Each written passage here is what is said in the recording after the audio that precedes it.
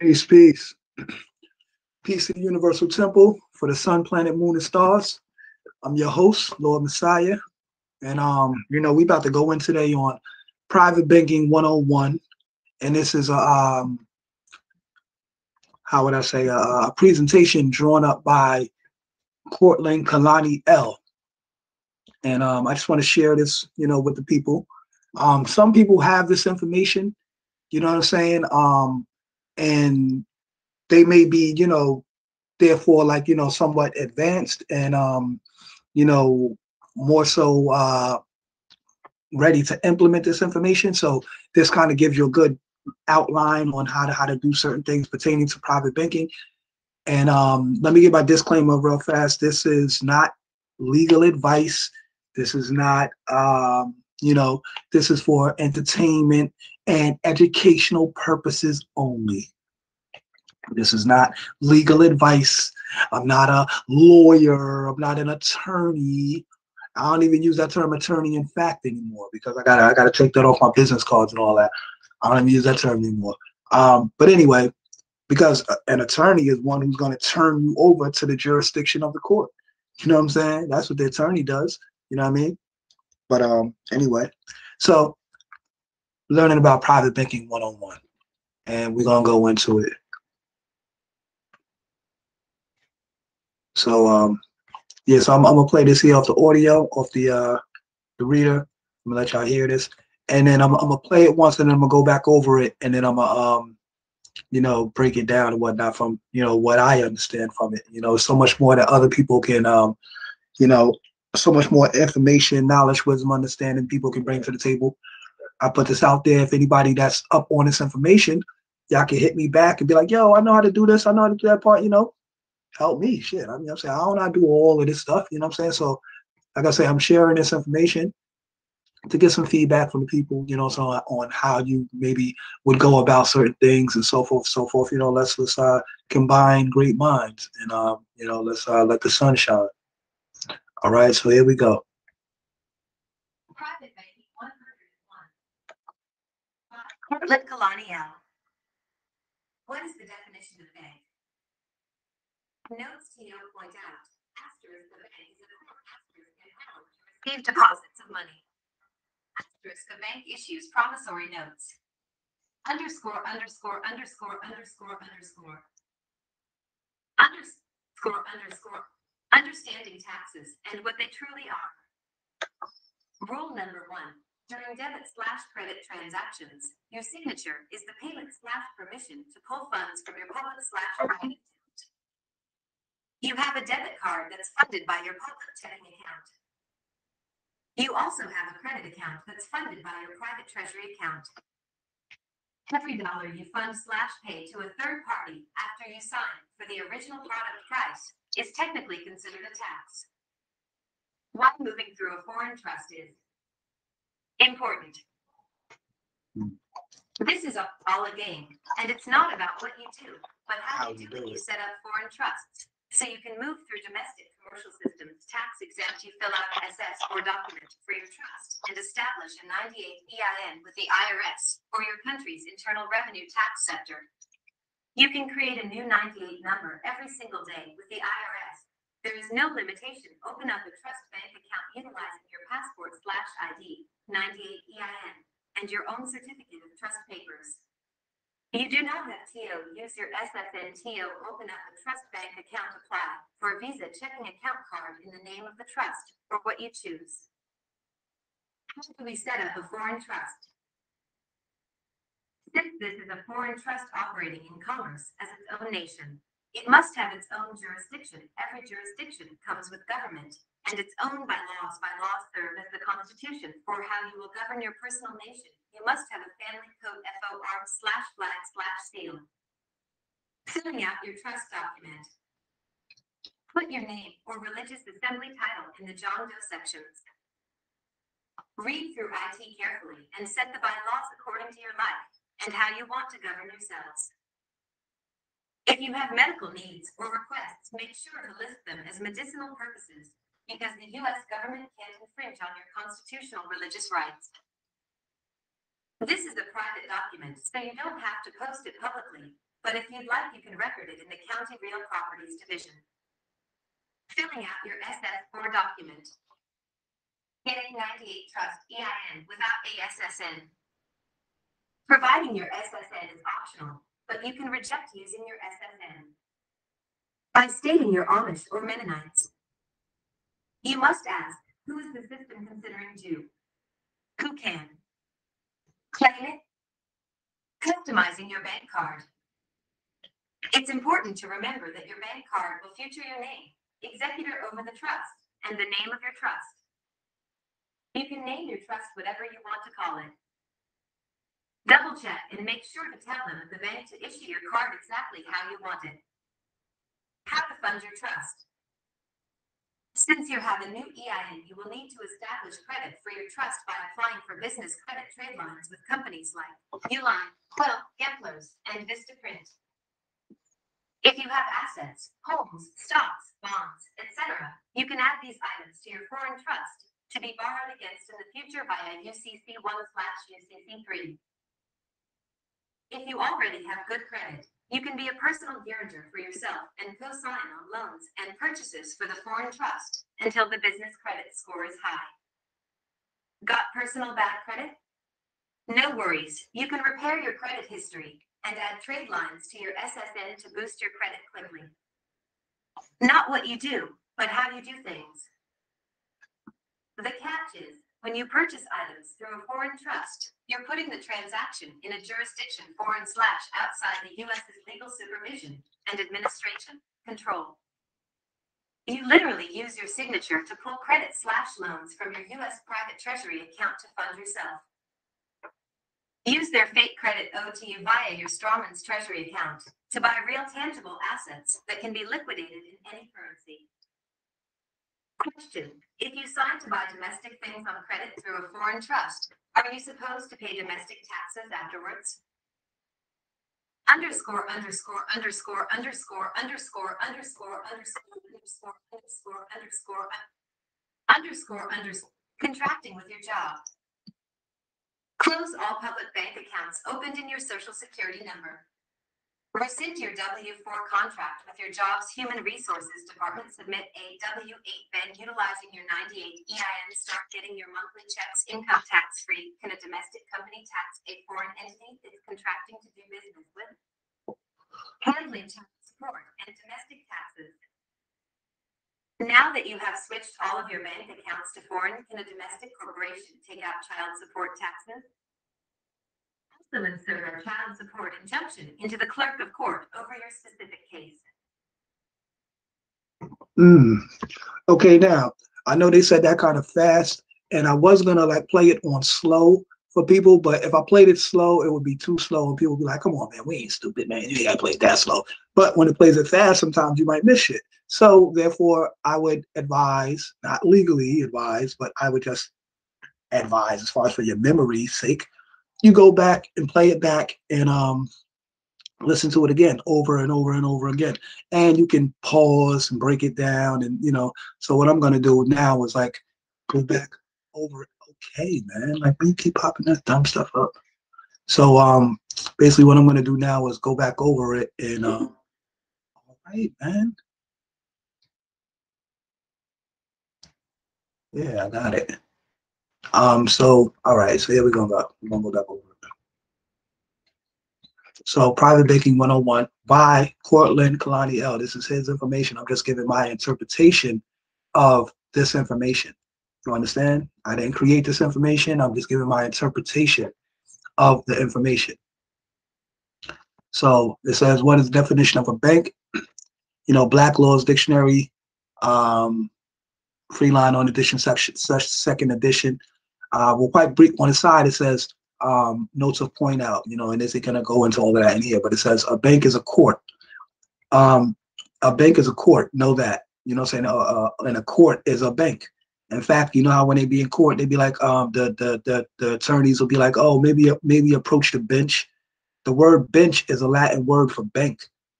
So when they say approach the bench, they're saying approach the bank, meaning they're going to go and ask for a loan or a grant from the judge. You know what I'm saying? From the court.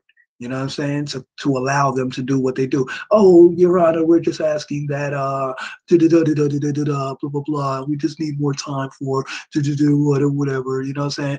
And they try to, the judge is like a genie and they just want to try to rub him the right way to be in their favor. That's why they always kiss and ask to the judge. Oh, I'm sorry, Your Honor. I was so busy on another case. We just needed more time to go through this. And, we're just asking the court 2 weeks, for time to go over and get to gather the information. No, motherfucker, you ain't got no information, especially like the prosecutor when they ain't got no information to prove you guilty or whatever. Oh, Your Honor, we just need more time more time for what? What you need time for? If there was proof you had to get and you ain't got it, oh well. You got like 6 or 7 days to prove a person, to indict a person. Know that, y'all, especially in the state of New York.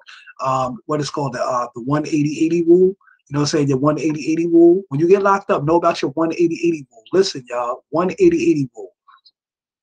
This is involving the fact of they say they have like 6 or 7 days to indict you for any crime. If they don't bring up if there's no discovery, no motion of discovery that proves any evidence against you within that 6 or 7 day period, then they have to dismiss the case. And if they try to proceed with it, then they have now violated your 180-80 rights, in which which a lot of times the lawyers will do. But once you give them consent to represent you, you gave them consent over you, which means they now, as an attorney, means to turn you over.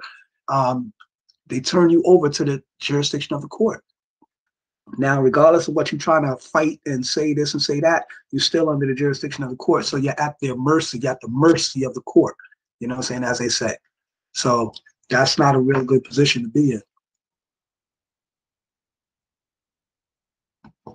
So anyway, let me not go so deep into that. We want to get through this.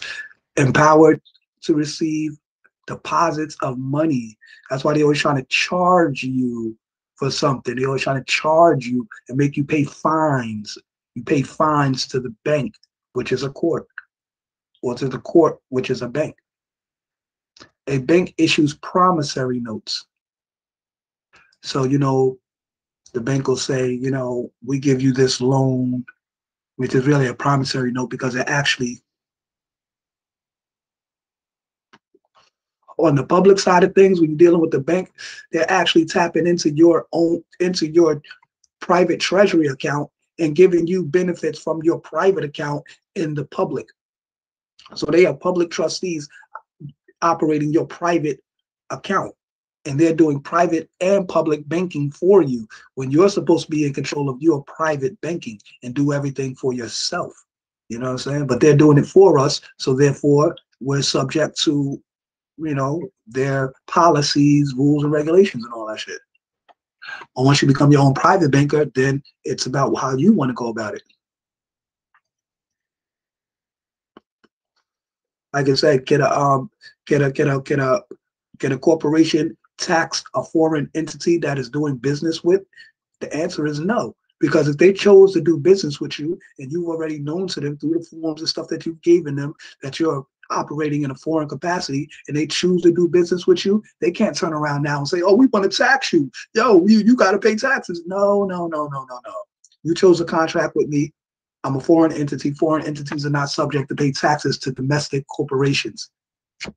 So that's the reality. So if they choose a contract with you, they choose the contract with you under those stipulations. So you create the new contract. That's what it's all about, y'all. Creating a new contract.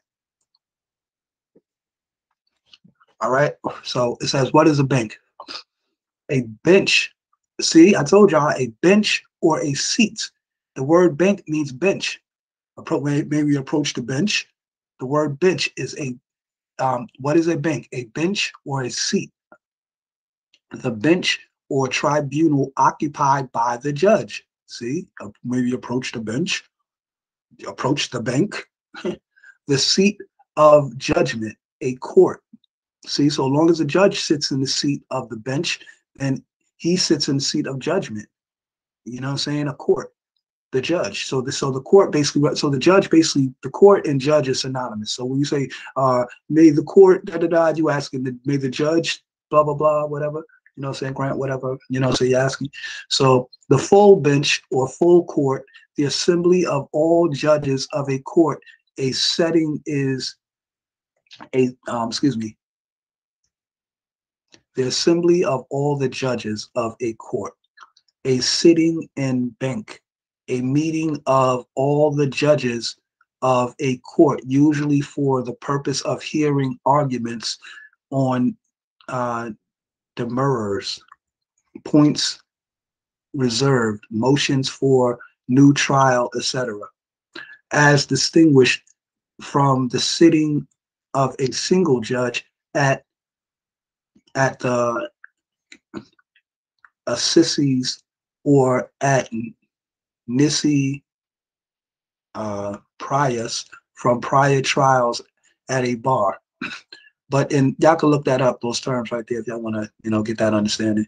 I ain't gonna look it up right now because I got a lot of stuff to go through.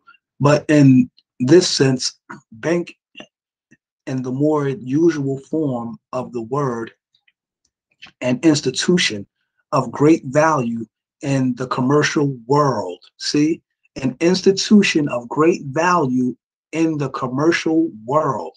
So the bank, the court is strictly dealing with commerce. You know what I'm saying? They always trying to charge you for something. And then when you stand up there and say, my name is so-and-so, I live at that, you're under jurisdiction, and therefore they have the jurisdiction or the right to charge you, and then they try to hold you liable for things. So you want to come out of their courts, you want to come out of their banks. You want to become your own private banker so that you can not be held liable for things in the public. Empowered to receive deposits of money, so they can charge you in and receive fines, to loan, to make loans, you know what I'm saying, and issue its promissory notes. So like I said, the same thing they do with the judge. They ask the judge for a loan. They ask the judge to grant them something. Oh, Your Honor, can we do this? Can we do that? Can you well, maybe you have time for this. Maybe you have, maybe you can, all the stuff they ask the judge to do. The judge is giving them promissory notes. Like, okay, I grant you the permission to do so, blah, blah, blah, blah, blah. Like, you know what I'm saying? Designed to circulate as money and commonly called bank notes or bank bills. Bank notes, bank bills. Wow, the bank note is the promissory note from the bank. The bank bill is the bill that the bank charges you with, or the court charges you with. The bank is the court, or which is the bench. Or to perform any one or more of these functions, the term. So, yeah. All right, understanding taxes and what they truly are. All right. So it says here, rule 1, during debit credit transactions, your signature is the payment / permission to pull funds from your from your public / private account. So when you're dealing in public or in the private, the signature, or the so-called straw man, is the signature is the payment or permission. So basically, your signature pays for everything, basically. You know what I'm saying? Or in the private, your autograph more. So your autograph and seal when you're doing private banking. But in the public, it's the signature. It's the so-called signature. And signature is signature or side nature. They want you to sign your nature. They want you to sign your godly ordinance on the paper. Pardon me, y'all got to use the bathroom. Right back on a second. But y'all can read over this right now for a little second. And I'm about to break it down.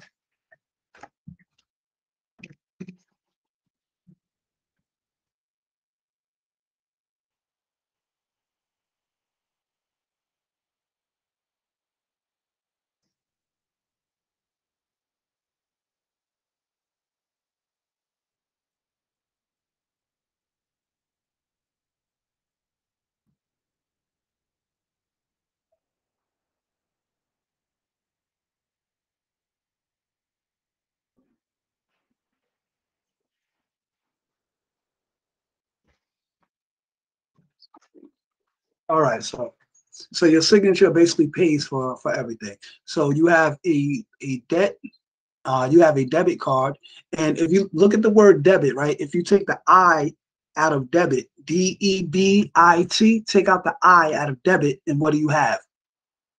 D-E-B-T, debt. So debit is debt.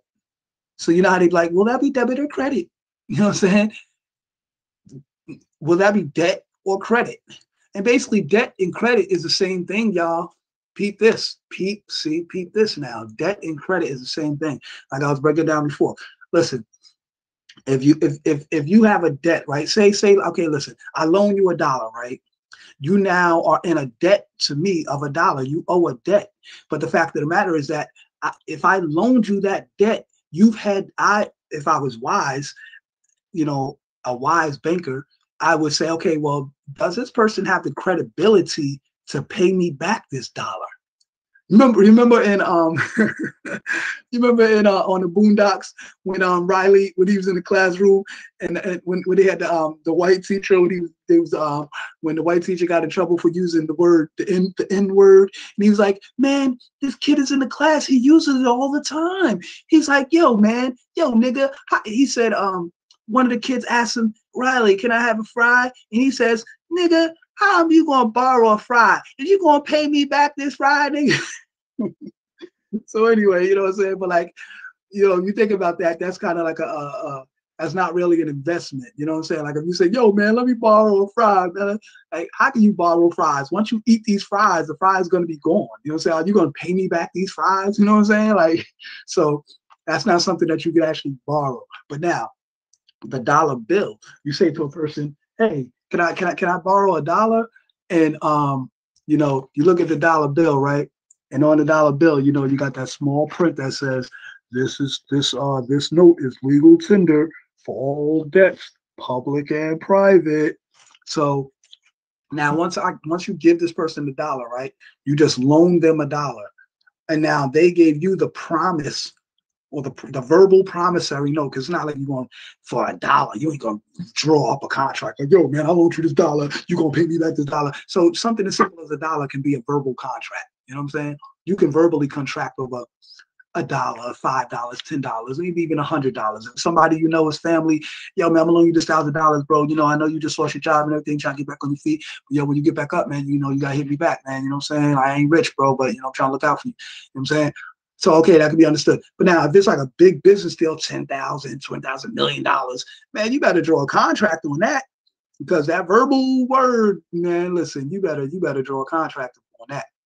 So anyway, you're dealing with debt. Debt and credit is the same thing. The reason why I'm saying that is because now, if you give somebody loan them $1, they're in debt to you, but at the same time, that dollar was loaned off of the fact that they had the credibility.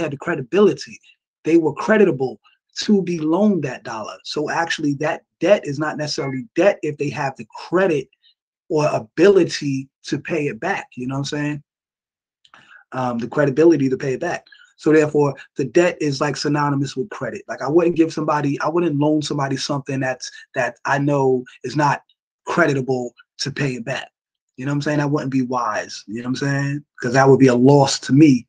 You know what I'm saying? Now, if I'm just gonna give it to you as a like now, see now me personally, somebody if they ask me to borrow something and I know you can't even pay this back, man, just here, bro, just take that. You ain't gotta pay me back. Don't even worry about it. I'm good. You know what I mean? Do you? You know what I mean? Oh, no doubt, a little bit. All right, cool. Because I'm not even gonna aggravate myself with the whole run around of having to chase you down for something I loaned you. Because if I know you're not creditable, I'm not even gonna deal with the aggravation. Or if it's just a fact, if I know you're not creditable, I may just tell you no. Like, nah, bro, I don't have it, fam. Like, I'm sorry. You know what I'm saying? Let's keep it real. You can feel how you want to feel. But remember, in business, it ain't about feelings. It's about business. And that's not me being cold-hearted. That's being real and being realistic. You know what I'm saying? Because you just got to be real. Being unrealistic is why, you get fooled all the time. And now they say a fool and his money shall depart. So if you want to let somebody fool you out of your money, then you keep letting them fool you out of your money. That's on you. You better wisen up. So anyway, credit and debt is like basically the same thing. So it says you have a debit card that's funded by your public checking account. So therefore, yeah, if you have a public checking account, you can get a debit card. See, and that's the whole thing. See, on the public side, it's dealing with debt. But on the private side, you're dealing with credit. So now it's going to say you also have a credit account that is funded by your private treasury account. So now this is where people come in with the TDA accounts, you know what I'm saying, the Treasury Direct accounts. So you have to establish a Treasury Direct account, and now you have access to the private side of the banking through the Treasury Direct account. Now, once you have that TDA account and you're operating through that private, it's kind of bringing you on a private. And technically a TDA account is still it's kind of still it's public and a little bit private too, because it's run through the federal government, which is private but also public because they're performing a service for the public. See, this is what you got to understand, the hand-in-hand work of private and public. You know how we keep talking all this, oh, private and public don't mix, you know, you're not supposed to mix the two. No, it's not true. You got to know how they mix. You don't want to mix them improperly and get caught up in a misappropriation of funds, you know what I'm saying? Because people do things improperly. But understand, public and private work hand in hand all the time. So like I was saying, if you go to a private bank, which is an institution with great value, you know what I'm saying, monetary value, and you ask them for a loan or whatever, they can give you a loan if you have the credit. They're going to look into your credit score. They're going to look into all that. They're going to see if you have the credibility to pay this loan back. You know what I'm saying? And if you got bad credit, most likely you could be denied for a loan. You know what I'm saying? But now when it comes to housing, this is another jewel, y'all. When it comes to housing, say you getting together, you know, you with your kid's mother, y'all just had a baby, y'all trying to find an apartment, then, you know, start your new life and everything, and you're trying to find an apartment, and especially if you're melanated, you know what I'm saying, you have a dark complexion, you may face some discrimination. So therefore, understand this, according to the Fair Debt Collection Act, the Fair Credit and Debt Collection, Act, see how this pertains?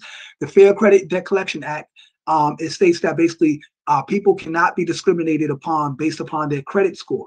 So when you're looking for an apartment and they try to tell you, oh, well, you know, we would love to rent you an apartment, but, you know, your credit score doesn't match no, that's BS. That's discrimination. And I caught this lady in a lie one time and I wish I would have had a conversation on record because I got to brought her ass up on a legal, you know, policy operation, you know what I'm saying? Because she told me right out her mouth, she's like, oh, well, you know, your credit score doesn't match. And I said, ma'am, according to the Fair Credit Debt and Collection Act, a person's credit score does not matter. You can't discriminate against a person based upon their credit score. She's like, oh, yeah, well, she switched it all up. And then she tried to tell me something different. And I'm like, hold up, you know what I'm saying? Like, come on, you just told me some other shit, but then all of a sudden now you telling me, you know what I mean? See, that's why you have to know things. You have to know what you're talking about even before you enter into a situation. So therefore, if you're going into a bank to ask for a loan, you got to know the whole process, study this shit, look it up, look up their bank policies and all of that. So when you go in there, you know their policies. So that way they can't try to tell you some high science shit that you don't understand, use some legalese, some bank language, that some commercial language that you don't understand, and try to trick you all up and deny you. No.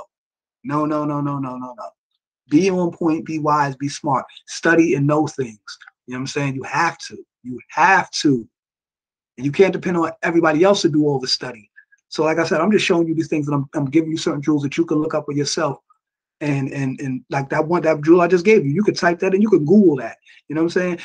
Can you be discriminated against? Pursuant to the Fair Debt and Collection Act, can you be discriminated based upon your credit score? And I bet you something will pop up, an article or something will pop up pertaining to that specific topic. And then the article will probably give you a reference to the specific clause within the Fair Collection and Debt Act that states that. So, you know what I'm saying? I just gave you a simple way in knowing how to research things. You know what I'm saying? So it's not hard to look up things and know stuff. You know what I'm saying? It's not hard at all. Just Google. You got the internet and you have the mind of God. More so, firstly, you have the mind of God. You have the infinite mind of the universe. Everything is mental. Your whole mind is mental. So you're connected to the whole universe. You can close your eyes, use your pineal gland, and travel anywhere in the whole universe. And you also have the internet, which is the World Wide Web. So use the mind of God and the internet and find out any damn thing you need to know. All right. So anyway, so it says you have a debit card that goes to the public, and you have a private account which deals with the treasury account. So, and it says every dollar you fund or pay to a third party after you sign for the original product price is technically considered a tax. You know what I'm saying?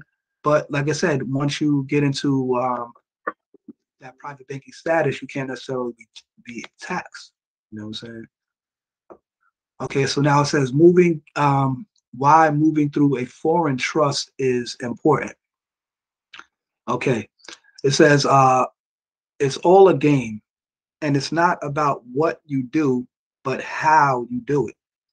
You set up a foreign trust so you can move through domestic commercial system tax exempt. See what I'm saying? So in other words, in the public and everything like that, they have a domestic commercial system set up, basically. You know, the courts, the probate courts, taxes, you know, your job takes taxes from your check, all of that good stuff. You know what I'm saying? It's a whole domestic commercial system set up. Now, once you set up a foreign trust, you can move through that domestic commercial system tax exempt. How do you do that? You fill, you fill out the SS4 form, the Social Security 4 form document for your trust, and establish a 98 number with the IRS or your county's internal revenue tax section. You know what I'm saying? The IRS, Internal Revenue Service. So now the 98 number is the number, basically an EIN. They're talking about an EIN basically. But now what type of EIN? But now the thing is you can set up the EIN without using the social, because when you go in there and see through this process, you may have to like literally physically call them on the phone and set it up that way, because through their prompts on their system, they're only going to allow you to set it up by using the social. And if you don't put your social, then the system, because you're not speaking to a live person, the system will not be able to identify you. They can only identify you through their numbers, through their coded system. You know what I'm saying? So if you're not putting in that social, they're not going to be able to identify you. And also they want to make sure that nobody's committing some kind of fraud. So unless you put those certain identifying numbers in the system, it's not going to allow you to create an EIN. So if you want to create the 98, and all EIN numbers begin with 98 dash, and then you got like 7 more numbers or something like that. So that's what they mean by 98 number. You know what I'm saying? When you hear that term 98 number, that's what they're referring to. You know what I'm saying? The EIN number. And EIN number stands for employer identification number, meaning it's an identification number that an employer uses. So who's the employer? You are the actual employer. So, peace. Peace, God. Peace, King. Yeah, God, I was just hitting you up a little second ago. I was trying to hit you up, share this information. I was going through I'm now in the middle of breaking down some science on the like the whole foreign trust and whatnot. That's the information that Kobe sent me and whatnot. So I'm just going over that, and you know, yeah, it's going on like that. Actually, I was about to I was hitting you up a little minute ago, see if you wanted to get a session to go in. Yeah, man, some of my documents, I gotta wait till I get this other computer back, man, because they all my thing. I'm trying to search my email for them, couldn't find them. So that might be a little hold up until this girl get back. I gotta get that computer. You know, so all my intellectual property is on that computer, you know what I'm saying?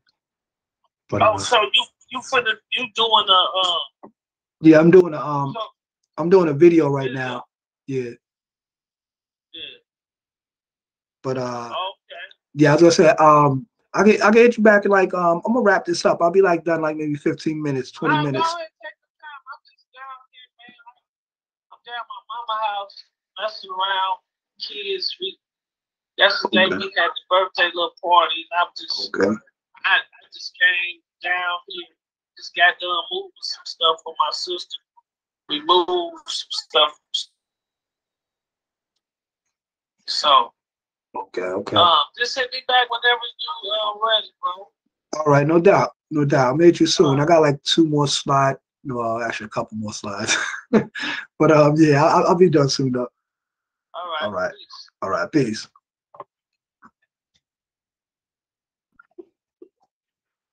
All right, so yeah, let me jump back into this.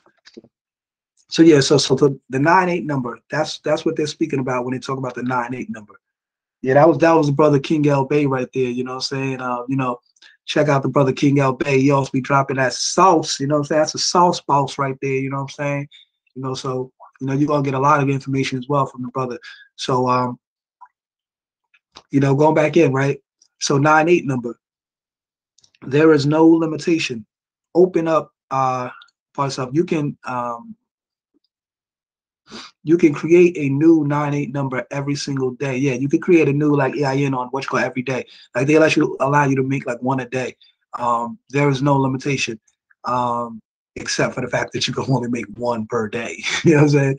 But anyway, open up a trust bank account utilizing your passport ID/ID 9-8 number and your own certificate of trust papers. So yeah, so basically your certificate of trust is a document stating the fact that there is a trust that exists, and you basically have all your property that used to be liabilities in the public. You now have them listed under the schedule of your trust, which makes them now all trust instruments and held into a private depository. That's basically what a trust is. A trust is a private depository for all your assets. So now your liabilities that were in the public now become private assets. You know what I'm saying? And the public, they were liabilities because you were held liable for them. Oh, you didn't make that payment on that TV or that car. We coming to repossess that. Repo man coming. You know what I'm saying? Renter center coming to get that TV and that couch you ain't paid for. You know what I'm saying? They're gonna repossess all these things. But once you have, you know what I'm saying? Now I wouldn't. Some people be doing some slick shit like making one payment and then they make some line item veto, restructure the contract, and then send that back to them.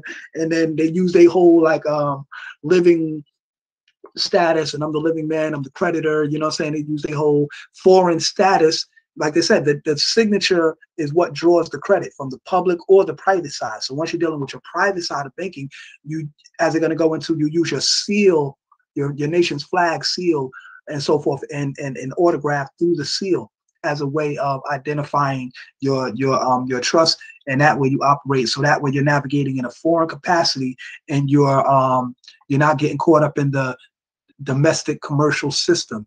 And then also that way you can also be tax exempt. You know what I mean? And by not being tax exempt, meaning they're not holding to their domestic commercial system through taxes. That's how they do that, through taxes, and getting you to sign for everything, creating a liability. You know what I'm saying? In the public through the straw man. And the straw man, of course, as we know, is the, you know what I'm saying, like you see the picture over here, the man cutting himself off of the taxes. Like, yeah, cut that tax off from yourself, because that tax is what keeps you bonded to the domestic commercial system. You know what I mean? So open up a trust bank account utilizing your passport ID 9-8 number and your certificate of trust. So once you have a passport is kind of going outside of the domestic realms of the United States, because you're allowed to travel internationally. But however, that does not necessarily make you an internationally protected person, because you can travel internationally, but if you violate the laws of another nation, you could be deported back to your nation or your original domicile, or you might be able to be held liable to the rules of that country based over there. You know what I'm saying? Unless the United States has some kind of treaty with that country. So you know what I'm saying? If you're traveling from the United States, if you want to be protected by any kind of rights, you want to travel to a country that's also in treaty with the United States, you know, so it has some kind of peace treaty as to where your rights will be respected and your customary laws and things of that nature. So, however, like I said, if you're operating in a foreign capacity, it's kind of like you are your own nation, your own said government, your own jurisdiction, you know what I'm saying? And now you're also dealing with the passport. So you are dealing with, you're dealing in what's called equal consideration. So it's not like you're just like subject to them, traveling under their jurisdiction, You kind of have more of a status, you know what I'm saying? So a passport, /ID, the 9-8 number, which is you're operating in that foreign capacity, and your own certificate of trust. You don't have to give them your whole trust because remember, your trust information is private. So you don't have to release all your information. Oh, once again, dealing with this tax thing. Once again, I always mention about what the people keep talking about Trump, right? Oh, Trump, he doesn't want to show his taxes. Why is he not showing his taxes? What is he hiding? And Once again, remember when he left office, then he said he's going back to Florida to live as a private citizen. Private. He's living in the private. So guess what, y'all?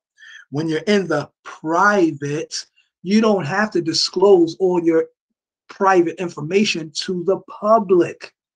You understand?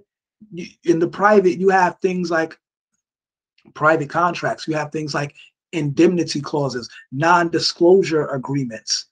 You know what I'm saying? As where you are in agreement with your trust, or your trust is in agreement to not have to disclose any information to the public unless you, the author or authorized representative, give permission to do so. And guess what? You don't have to give permission if you don't choose to. So that's the whole thing. So people getting caught up, but yo, how come he not showing his taxes? Well, he's tax, he's not showing his tax. You don't have to. It's private information. So understand that. So y'all can stop all of this. The whole so-called country or corporation is all up in arms about this shit, man. Understand private and public, man. If you understood these things, y'all wouldn't be tripping about that, and y'all would know and understand. You know what I mean? So anyway, open up a trust bank account utilizing your all right. You do not have to use your SSN to open a trust bank account. See, because now usually when you go to the bank and you're dealing just in the public and you be like, yeah, I got a trust. They're gonna try to keep that trust in the public so they could now become a public fiduciary for that trust. That's basically what they're gonna try to do. They're gonna try to see if you know about trust. See, and this is the whole science. The type of trust you want to deal with is a living trust, or you can call it something else. But if it's structured, because it's how do you say, form over substance, or is it substance over form? Hold up. Yes, substance over form. So in other words, meaning you don't have to necessarily form your documents the same way. Because acknowledge this, right? When you I'll just give you this jewel real fast. When you create an LLC, right, a legal liability corporation, right, limited liability corporation, and now people think like, oh, see, I got a limited liability corporation. See, that's good enough. I ain't gotta, yeah. To a degree, it's limited liability. That don't mean it's unlimited liability.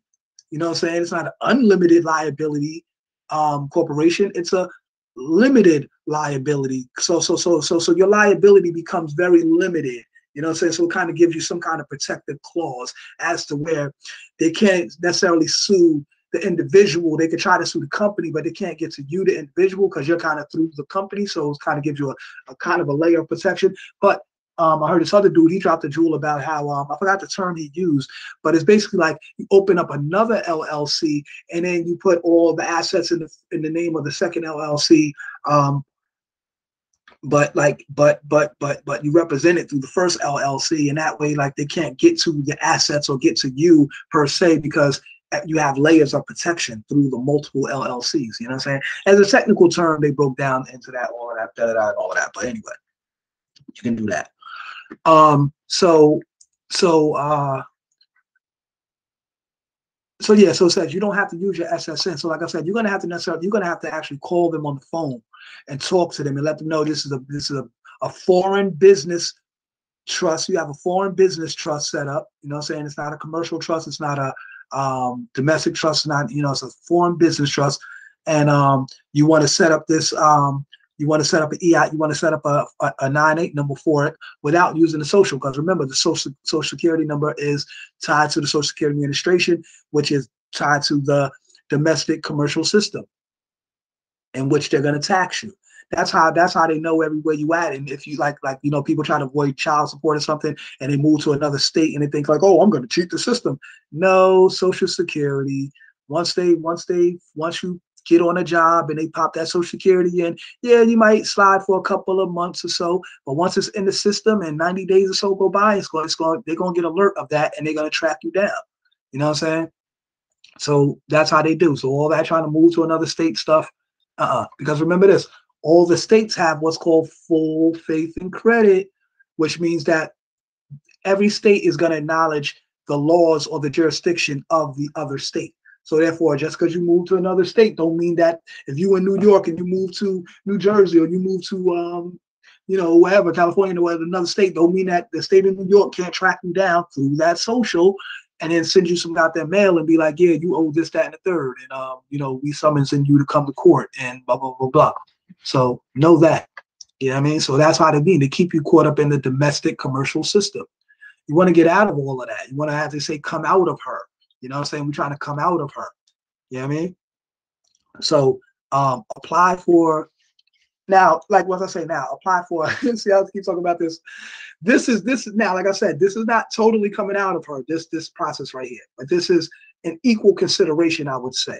Because like I said, apply for a Visa checking account card in the name of the trust or how you choose. So now you're applying for it in the name of the trust, not set now, but also, yeah, that's true. So yeah, it's in the name of the trust, not the name of the individual. You know what I'm saying? Not the John Doe straw man. It's in the name of the trust now. So now the bank is the Visa bank checking account, because that is a bank. You know what I'm saying? They are now giving you the card in the name of the trust.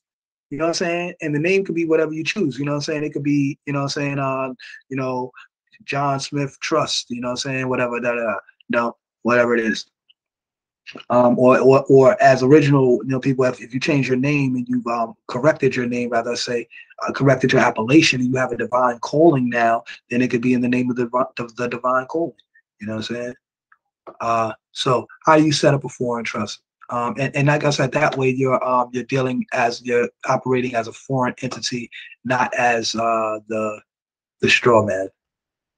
So how do we set up a foreign trust?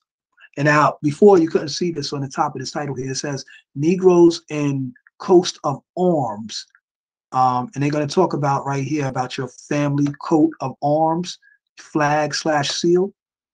So see these, and it says Negroes in coat of arms of noble families. So now this is also dealing with the Moors. You know what I'm saying? So they're going to speak about how you can claim that you are Jewish or Amorite or Amish or Amorites or whatever, something like that. They gave that terminology.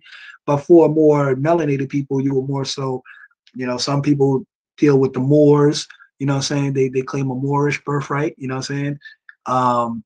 And that's a historic fact. You know what I'm saying? Because throughout history, melanated people or dark-skinned people were known as Moors, so they were referred to as Moors. You know what I'm saying? They may have referred to themselves as something else, but in the present history of, history is his story. In his story, they are also documented as that. And if we're going to bring our ancient histories into it, in his story, our ancient histories are documented too. They just put twist on the stories and manipulate it to their advantageous, benefit or whatever.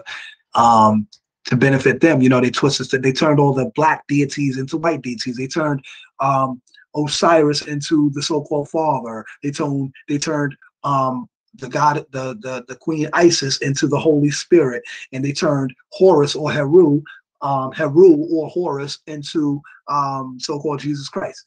You know what I'm saying? So they changed all the African deities into Caucasian-looking deities. And that is to what? Their advantage, right? Because,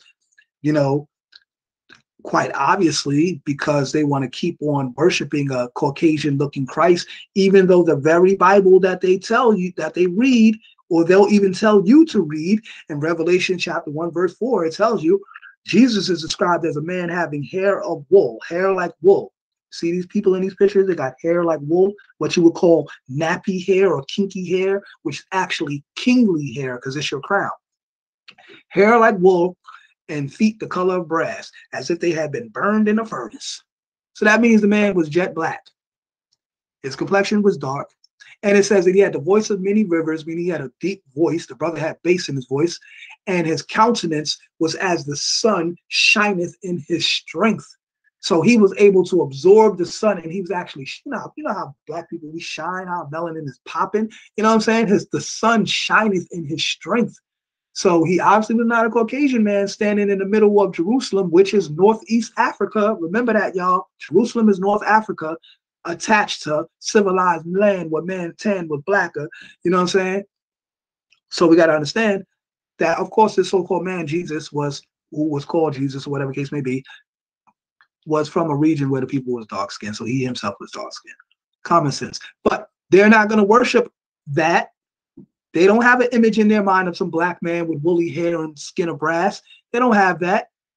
They have an image in their hair of a man with very light complexion, long stringy hair, brown or blonde, blue eyes, which is the very opposite of how he's described in the very book that they will even tell you to read.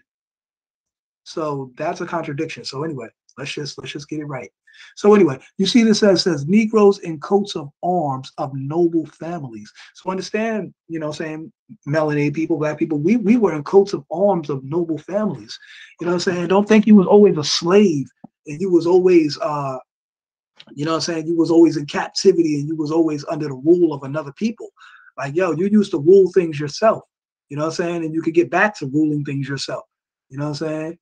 So, you know, and it's not just through this foreign trust and all, it's a whole lot of other stuff too. But you know, this is definitely a great start. Because once again, we got to remember about generational wealth, you know, building empires, you know what I'm saying, keeping wealth within the family, you know what I'm saying, protecting your family name and status, you know what I mean, all your wealth and assets, you know what I'm saying, so you could create power, material wealth, spiritual wealth through the divine ordinance of your will and trust, you know what I'm saying? And all of this be taught to your beneficiaries and your heirs so that they can carry it on. That's what the whole purpose of all of this is. Not just for you to think like, oh yeah, I got this, I'm sovereign, I'm this, I'm that. Man, you're setting the stage. You know what I'm saying? You're setting the stage for generations to come. That's the way you got to think. You're setting the stage for your generations to come. This ain't just all about you. You know what I'm saying? This is about generations to come. So that's the mentality you should have. Like, okay, I did this, I did that. Now what? Generations to come, your children, your beneficiaries, your, you know, what they call children, your beneficiaries, your heirs. You know what I mean? Set up something for your kids, your grandkids, all of that for generations to come. Have it all set up, put it all in writing. They say in the Lord's Prayer, thy will be done on earth as it is in heaven. Y'all know what that really means? I'm expressing what it really means. I'm showing you what it really means. Not just giving you some, well, you know, the Father, that's the Lord's Prayer, and that's how we should pray, and hallowed be thy name, and man, that should mean something physically, literally. How do you build your heaven on earth? You know what I'm saying? So anyway, how do we set up our foreign trust? Since this is a foreign trust operating in commerce as that's what I'm talking about, as its own nation. See what I'm saying? Since this is a foreign trust, see, now look at that. I know I read over this stuff before and all of that, but see what I'm saying? I be speaking stuff before I even go to it, before I even read the technical information. Not because I'm trying to speak beforehand, but just showing me like, I know what I'm talking about, man. Like I understand this stuff, man. You know what I'm saying? And not only to understand it, but to actually physically do it. Let's all put it in motion. So this is why I'm reaching out to brothers. And people say like, well, you figure like, you sound like you got it all figured out. Do it yourself. Yeah, I am going to do it myself, but you know what I'm saying? This is something that we're supposed to be doing collectively as black people. We want to keep on talking about black people, why black people ain't got shit, and why we so poor, and why this and why that, because we ain't doing our own private banking. We keep leaving everything in the public. And we don't want to become private bankers. We don't want to handle our own affairs. We want everything to be done for us. We lazy. We're acting as minorities. The root word of minority is a minor. A minor is what? One who is in an adolescent state, one who cannot think or speak for themselves. Therefore, they need someone to speak for them. This is why even once you're even an adult, you're over 18 or 21 and you're of the age of majority, as they would say, not a minority. The opposite of minority is majority. So when you become of the age of majority and you're a grown adult thinking and doing for yourself, you're no longer a minority. So black people, melanated people understand that. That's what that term means. Minority don't refer to numbers like, oh, we're outnumbered by other races, we're a minority. No, it means that you're an adolescent thinking in an adolescent state of mind, and you need other races or other people to do things for you, which you should be doing for yourself as a race or as a nation. That's what that means. So now, since this is a foreign trust operating in commerce as its own nation, it must have its own jurisdiction. So, like I said, once you create the foreign trust and you create your own will and all those things of that nature, you have created your own jurisdiction. Every jurisdiction comes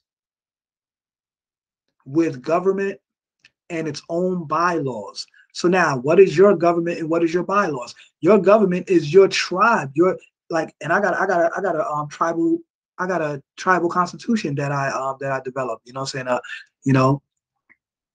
And that's gonna be that is my bylaw. That is my government and my bylaw. You know what I'm saying? My bylaws. So I basically break down and also in my international organization. You know what I'm saying? I have an international organization I developed, which is basically based upon the philosophy of knowledge, as I described in my breakdown, the philosophy of knowledge of Noble Drew Ali and the Circle 7 Quran, the philosophy of the Honorable Elijah Muhammad, Prophet Noble Drew Ali, the knowledge, the philosophy of wisdom of Elijah Muhammad, Prophet Honorable Elijah Muhammad, his supreme wisdom, which we call the 120 lessons, and the Father Allah, the philosophy of understanding brought forth by the Father Allah, which is the supreme mathematics, supreme alphabet. And we could say 12 jewels if you want to throw that in there too, you know what I'm saying? The what we teach, the, you know what I'm saying, all our basic bylaws and plus all that good stuff. All of that could be considered, you know what I'm saying, the bylaws of what it not could be. That all of that is the government and bylaws of my jurisdiction, you know what I'm saying? So therefore that's how I'm specifically operating. You know what I'm saying? I don't know how you doing or what you doing, but this is what I'm doing, you know what I'm saying? But yeah. So bylaws serve as the constitution for how you will govern your personal nation. See, because remember, your nation is first and foremost your family, your biological family, your kin, which your woman in which you marry, whether it's through the legal marriage, which I don't necessarily subscribe to, because the state has come in and tried to take the place of so-called God. Remember back in the days you got married, it says by the power, the reverend that married you, or whatever they say, by the power invested in me by Almighty God, because his covenant was to the so-called, to the Bible, which was his, godly ordinance to marry you. Now it says, by the power invested in me by the state of so-and-so, I now pronounce you husband and wife. Whoa, whoa, whoa, whoa, whoa. Where did the state come in and take the place of God? Why now the preacher can't give his ordinance due to the power invested in him by God, so-called God, which is the universe as we know? Let's not get spooky and all of that. We technically know the universe is what people call God, Allah, Jehovah, whatever, It's a universe, the all in all. And the power invested in him is what gives him that authority to do so, not the state of. So now the state is trying to say, fuck the universal power, fuck universal law, natural law, and all of that. We say, we're the state. We gave you that license to act as a minister or a preacher, reverend, whatever, and go around marrying people. And when they do so, they got to get a license from the state and they got to pay a tax to us to get married, because when they do so, we're going to merge their two estates. We're going to merge their two social security accounts into one estate. We're going to make the man, since that's how the marriage goes, they make the man the head of household, and then that's how it goes. So now, if you're dealing and playing this game with the state, if you're going to be with your woman and y'all dealing in the commercial realm, then you might as well marry her. You know what I'm saying? So at least as you as a man can be head of household and have some authority and some say so in your house. Because otherwise, if you just have a baby with a woman, that woman and the baby is wards of the state. Y'all all owned by the state. And all the state is going to do whenever you get into some kind of disagreement with your wife and you're not married to her and you don't have that private family law protecting you, look that up too, y'all, private family law. You don't have private family law protecting you. Guess what the woman can do? She can, in her emotions, because again, you know, men, we deal with logic first, then emotion. Women deal with emotion first, then logic. So when she do that wisdom knowledge on you and born that misunderstanding, if she run down there and say da da da da da, the state is going to manipulate that fact because they just want to separate and divide and conquer the family. Oh, you got a problem with your husband? Oh, he yelled at you? Oh, he yelled at you? What was it in front of the kids? The children were there? Oh, see, this man is mean. He's bad. He's causing a disruption in the family. Oh, we're gonna build a CPS case against him. You can take him to court. Yes, you can, and afterwards you can put him up for child support. You can hand him over to us. That's right. You're mad? Yeah, we know you mad at him. That's right, black women. We're gonna get you. We're gonna help you get back at that man because you mad. That's right. We're gonna help you ring him through the system. Yep. We're gonna feed that negative energy that you motivated off right now. And yeah, come to us because we don't want a man to be in control of his family anyway. We're the government. We're trying to suppress you. So of course we want you to do that. Come straight to us. Run to us. Come to us, black woman. You got a problem with that black man trying to act like he's the king of the earth? He's the god of the universe, trying to act like he has authority. Fuck him, goddammit. We got a system set up and we running shit over here. Come to us, black woman. Fuck that black man talking all that shit. Yeah. Blah, blah, blah. Come to us. We're gonna fuck up, but and afterwards, we're gonna fuck with your whole family, and you don't know that's what we really doing. You think you're getting some kind of power. All we're gonna let you do is be a babysitter for that baby, which we own through the birth certificate and social security card. Okay, black woman. So if you go through all of that just to be the babysitter. First of all, when you separate from a man, most times, not saying that the man don't want to be with his kids, he's going to come and be with his kids and see his kids, but most times he would rather the children be with you anyway because you are the mother. So you have to do your motherly duty anyway. Not like he's trying to dump them on you so you could run out, go be with other women and all that. And that's what the woman is really mad about because now the man has that so-called freedom to do so. So if you don't want him to have that freedom, like you trying to trap him anyway, and since he don't want to be with you no more, you trying to use the system to trap him, why don't you just stop bullshitting, get your shit right, be responsible, be mature, and then I'll give you this to your advantage. Since you realize that, why don't you at least stay with the man and keep him at home? Even if you got to deal with your bullshit and all of that, at least he's there. And he's dealing and taking care of his responsibility, and he's not out fucking other bitches like you so afraid of him doing. You know what I'm saying? Why don't you at least do that? Instead, no, the reality is that you want to fuck other niggas too. But you, and I'm using niggas because it's not like you're going out to meet a man and have a serious relationship and da-da-da-da. You just want to go fuck some other dude because he did it. So I feel some kind of way I want to do it. You want to be on some tip tat shit. But I understand it. And then another thing is too, and I know I'm drifting. Let me get back to this. But this is all important too, and it's all relevant. But a lot of women don't understand the nature of a man, especially we're living in America where we got this whole restraint of marriage. You can only marry one woman. This is why in other countries, they're like in Islamic states or Muslim countries, their Quran is their law.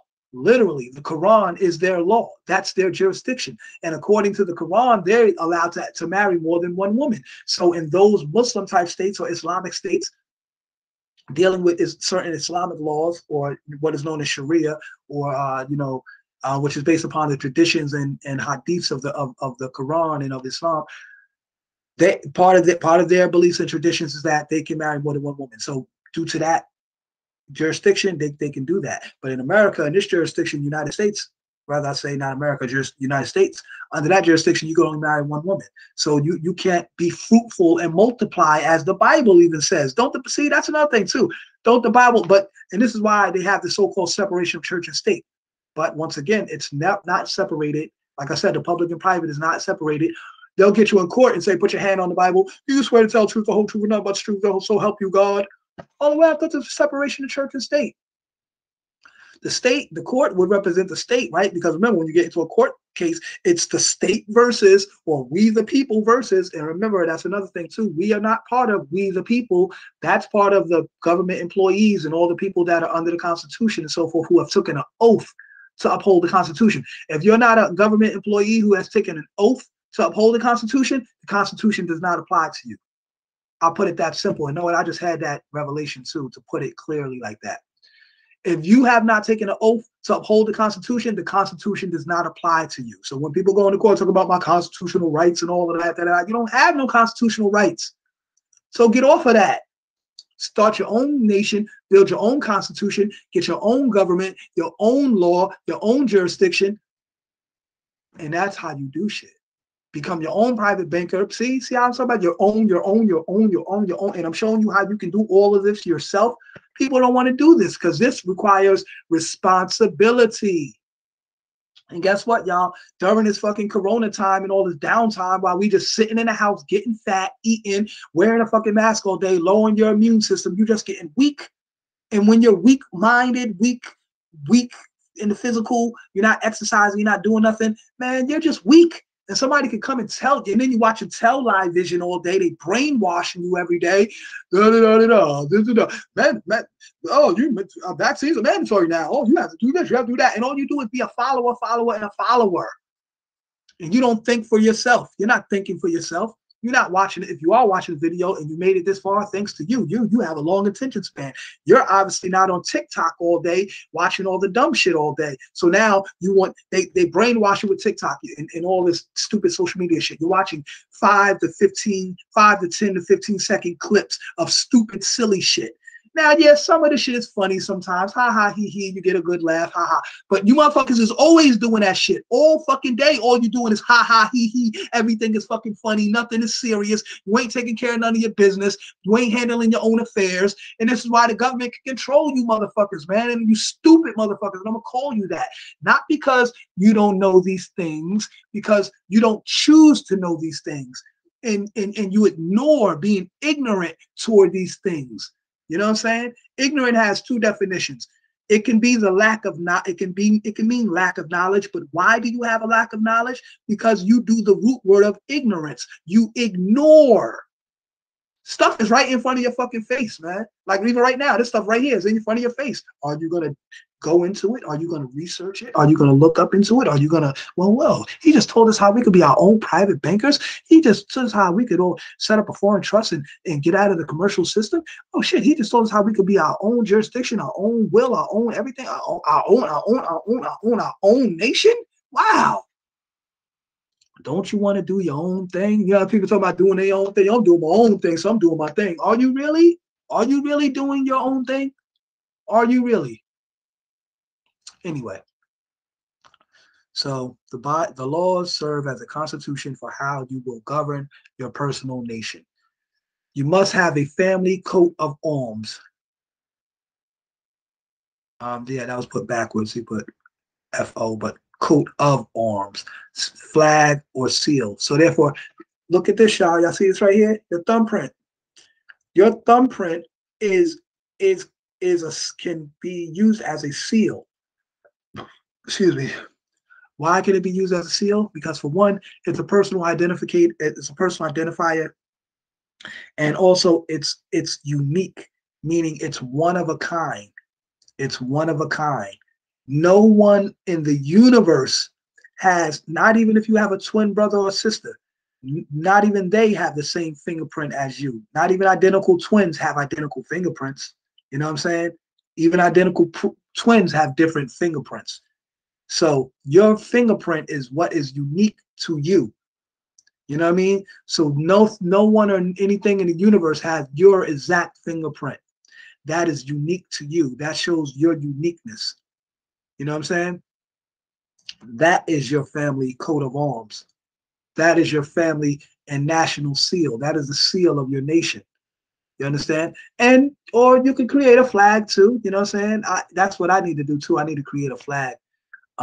You know, I'm using my seal, but I want to be fancy, goddamn it. I want my shit to look good too. You know what I'm saying? I want to be fancy, huh? Hell yeah, I want a flag too, goddamn it. I can post my flag up when I get some land or some shit. I can raise my flag and you know what I mean, all that good shit. But yeah, you know, I don't want to have a flag of my fucking thumbprint and my autograph through it.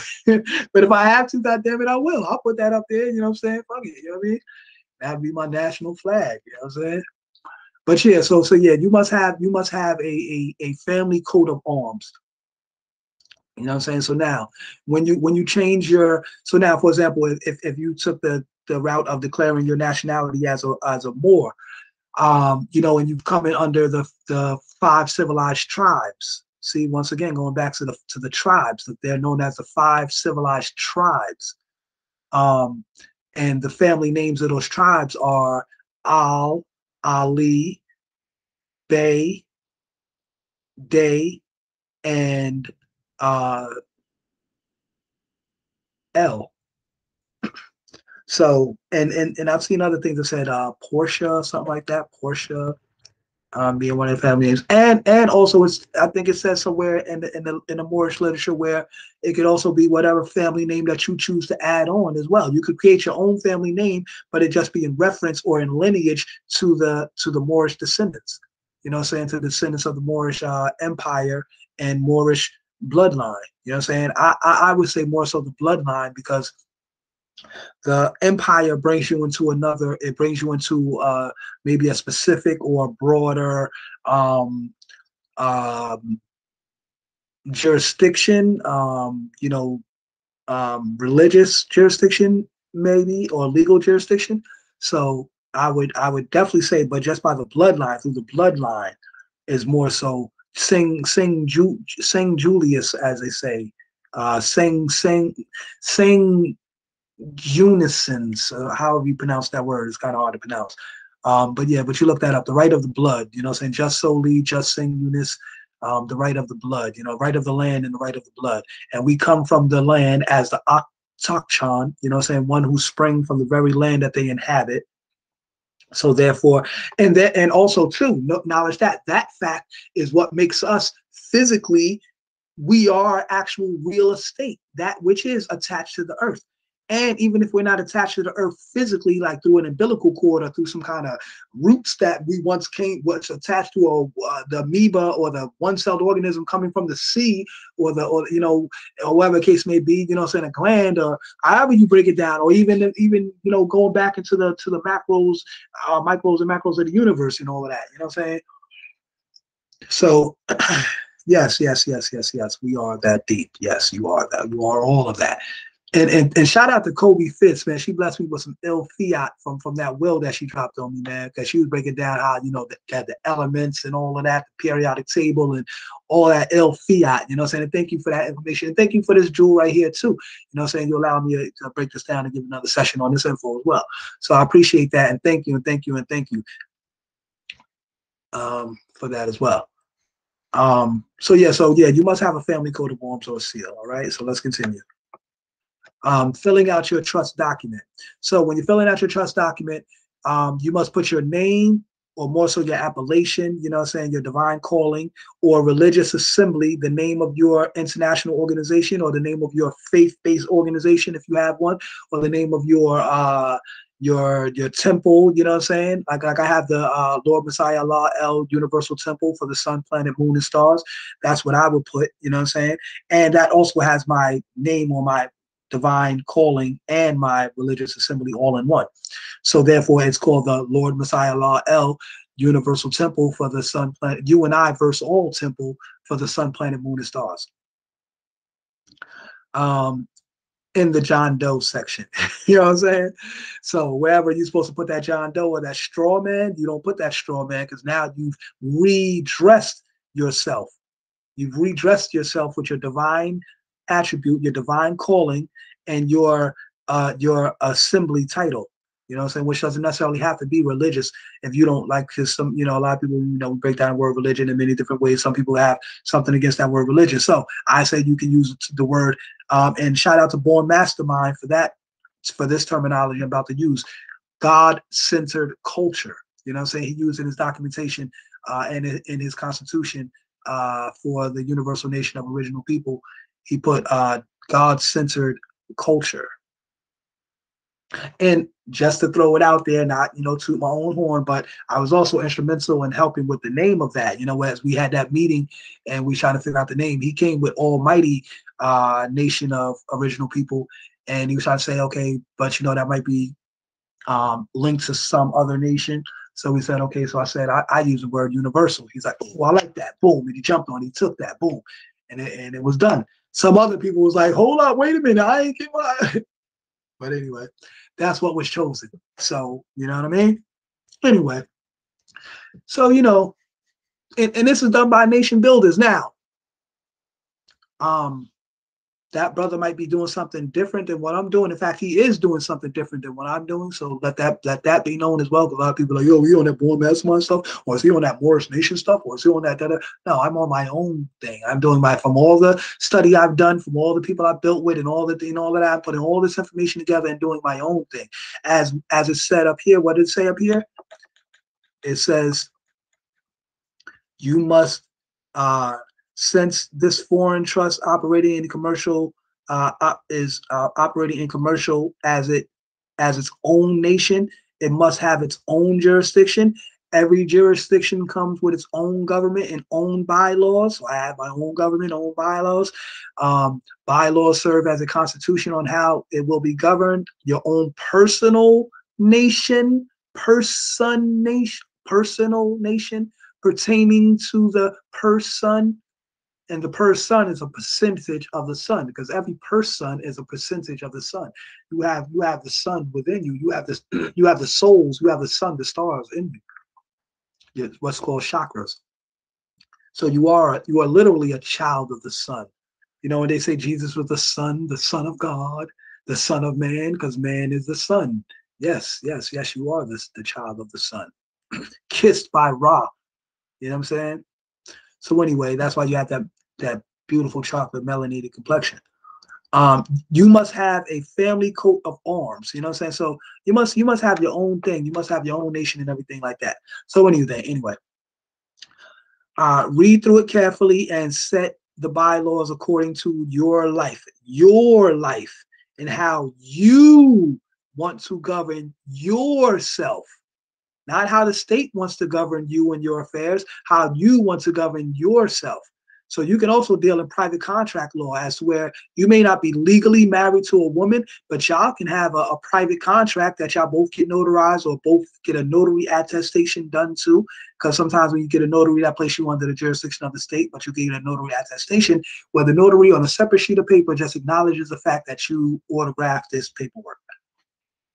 And that doesn't put you under any jurisdiction of their seal being on your paperwork or anything like that. It'll be on a separate document, and you could use that separate document as proof that this original document was witnessed to be autographed and sealed with your family coat of arms. So, you know what I'm saying? There you go right there. I just gave you people say, oh, nigga, you trying to tell people some kind of pseudo-ass marriage? No, that's called private contract law. Okay? Learn about that. Or you can deal with the public contract law and go get a marriage license. You know what I'm saying? Or you can have a private contract between you and your significant other. Why is it called a significant other? Because significant is also the root word in signature. A significant other is one who has the significance or has the ability to sign for you, to be able to put a signature for you. That's what makes them your significant other. One who is able to sign for you, or sign in the name, or sign on behalf of you or the organization or the trust or the will or whatever the case may be. That's what makes them a significant other. See, I just dropped that jewel on y'all too. That was big. But yeah, so it's one who can sign for you. So you can do things in your own private contractual capacity. And if you need to bring these contracts before a court, like she tried to run to the court and say, oh, well, I don't care about the contracts we did. I'm going to put you up for child support. I'm going to do that. You can come to the court and say, hold on, look, Your Honor, we have this contract going back to before our child was even born, that she agreed to the fact that we are going to take care of this child through our own means. We're not going to involve the state. We're not going to do this, that, and the third, and all that good stuff. And we also had a non-disclosure agreement within this contract that states that she cannot tell or run to the state to try to involve them in any of our business, because that would be a breach of our non-disclosure contract. And now, if anything, Your Honor, I have a contract superseding her complaint or her whatever petition to the court, which will supersede whatever y'all trying to build up. Y'all have to first acknowledge this contract, which is in stone before that. This has legal precedence over this contract you're trying to create. this constructive trust you're trying to create through the state and all of that. We already have our own private contractual agreement. So therefore, this private contract must stand, and you can't have no public power over this private contract. It was agreed to. Now, if she's breaching this contract, then, Your Honor, I have another petition I would like to file where she is now in breach of contract. So y'all want to go there? And now that the court is aware of this private contract, which holds legal precedence over this alleged complaint or petition, is the court going to pursue with this action, or are you going to bear witness to this contract and dismiss that? I think they're going to bear witness to this legal precedence that was set before their court case and dismiss that. You know what I'm saying? I think that's what's going to take place. But me personally, I don't have that in place. So now I'm kind of coming from the back end. But once again, coming from the back end, but over the head of the state, because I'm dealing with international law and letting international law trickle back down into the state. So that's how you do it. You start from the top and go down to the bottom. Fuck all that Drake shit, started from the bottom. And no, you don't start from the bottom to the top. That's why they'll never make it. That's why we never make it. Because we try to climb from the bottom all the way up to the top. Man, just jump to the top. Because understand this, everything starts with universal law. Universal law is the law of logic, the law of the mind. So once you figure out all of this in your mind, then after universal law comes natural law. It becomes part of your nature. You'll start to do it. You'll start to feel it. You'll start to get the energy to do so. And you'll put it into action. And then after universal law and natural law comes positive law. What is positive law? Positive law is private international law. Private international law brings you into the fact of being an internationally protected person. So that means that you have protections of international laws which won't allow you to be abused by the state. So that's why I say come from the top back down, not from the down trying to go up, because your paper trail is going to follow you. All of your, and that's why Noble Drew Ali said, do all old business in your old name and all new business in your new name. Don't drag your new name back into your old straw man business. Keep that old straw man business as an old straw man business and give your redressed new appellation, new divine calling, new covenant made through your will and through your trust and through your constitution and so forth. Let that be your new business moving forward. Let the dead bury the dead. You know what I'm saying? But however, remember that estate still has some equity to it, and you don't want to just throw that equity away. So you bring that equity under the trust as a no longer liability. Now you bring it as an asset under the trust. And now you can also get into ways of drawing up equity from that and so forth and so forth. Like I said, the signature is what gives what draws the permission or whatever from the private or the public account. But you have to be in the private to do it in the private, way. If you're in the public, then you can only deal with the public and do it through the public way. And in the public, you got to deal with their privacies, with their policies and so forth and so forth. So now, like I was saying before, this is kind of like public and private because you got to deal in equal consideration. You can have your private capacity, but if you want to still deal in certain public activities, you have to give them equal consideration, meaning you can't just say, yo, I'm in the private, I'm da-da-da, I want you to do it this way because I say so. I'm the creditor and I got all this power and I'm telling you to do this, that, and third. I don't know where people get all of that shit from, man. Like, slow down. You get a little bit too be ahead of yourself. Slow down. Understand this. In the public, they have policies that they deal with, whether you like it or not, whether you agree with it or not. They have policies. So in order for them to do anything that you want them to do, you have to know and understand their policies. Like I said, if you're going to go try to get a loan from the bank, read all of their bank policies before you go in there. So that way you can speak to them in their language. So when they try to speak to you and throw all that legalese, the stuff that you didn't read, and they try to twist it up on you, and the reason why they can do that because you didn't read and you don't know, you must read so you do know. And then when you go in the know, you can speak to them in a language that lets them know that you know. And they're like, oh shit, we can't get over on this man. He's not a dummy. He obviously read up on things. He knows what he's talking about. So if I try to tell him some twisted information, he's going to be smart enough to detect it.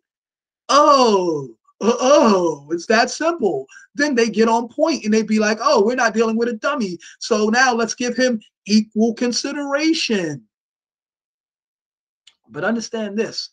Everybody, especially in the business world, remember, it has nothing to do with feelings, friendship, emotions, and none of that. It's strict, it's shrewd, and it can be very shrewd.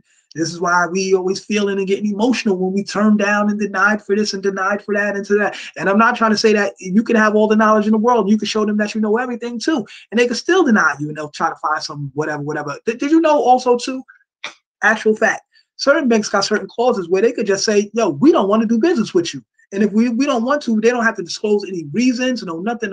You can feel discriminated against, you can feel it with racism, you can feel it with whatever, and they just don't have to deal with you if they don't want to.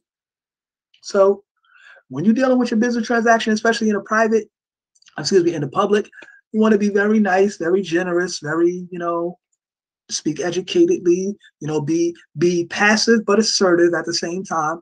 You know what I'm saying? And, you got to have that vibe, because if not, then, you're not going to get that equal consideration you're looking for. So what I'm talking about equal consideration is that if you know what the company's policies are and you want them to do something, you have to at least say, okay, well, listen, I know I'm foreign and I know I'm not doing this the way that you usually do it with people that operate in the public. I understand that. So I've read your policies and I see where it says right here in how you deal with private entities, or how you deal with foreign entities. And it says that blah, blah, blah, blah, blah, and I can do it this way. So according to subsection blah, blah, blah of your policy, I want to implement that. And I want to do it this way. They'll say, oh, okay, all right, da, da, da, da. And you know what I mean? So, but if you don't know what their policies are, they don't necessarily have to tell you either, because it's not their job to give you legal advice.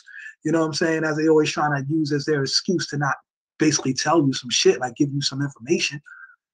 And that's why, and quite frankly, even though, like I say, it seems shrewd, it is true. It's not their responsibility. It is your responsibility. It is your responsibility. You do have to research. You do have to know. And like I said, once you know, then you can get the equal consideration. You can be on the level playing field, as they say. But if you don't know, then you're asked out. Sun Tzu said, even in the Art of War, and I know I'm dragging this out, man. I talk a lot. Damn, I talk too much, man. I'm never going to get through this. But anyway, all this information is relevant because, like I said, I could have just told you all the technical information, but if you don't know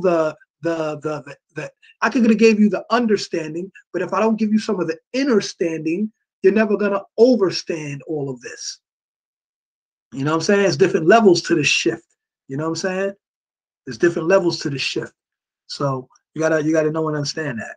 So, and not only understand it, because understanding means to stand under. You want to understand, meaning you want to stand in, and you want to overstand, meaning you want to stand over this. It's like the process of climbing a mountain. You started at the bottom of the mountain right now, and this is like the, like we say about now. The only process for going from the bottom to the top is from your understanding to your overstanding.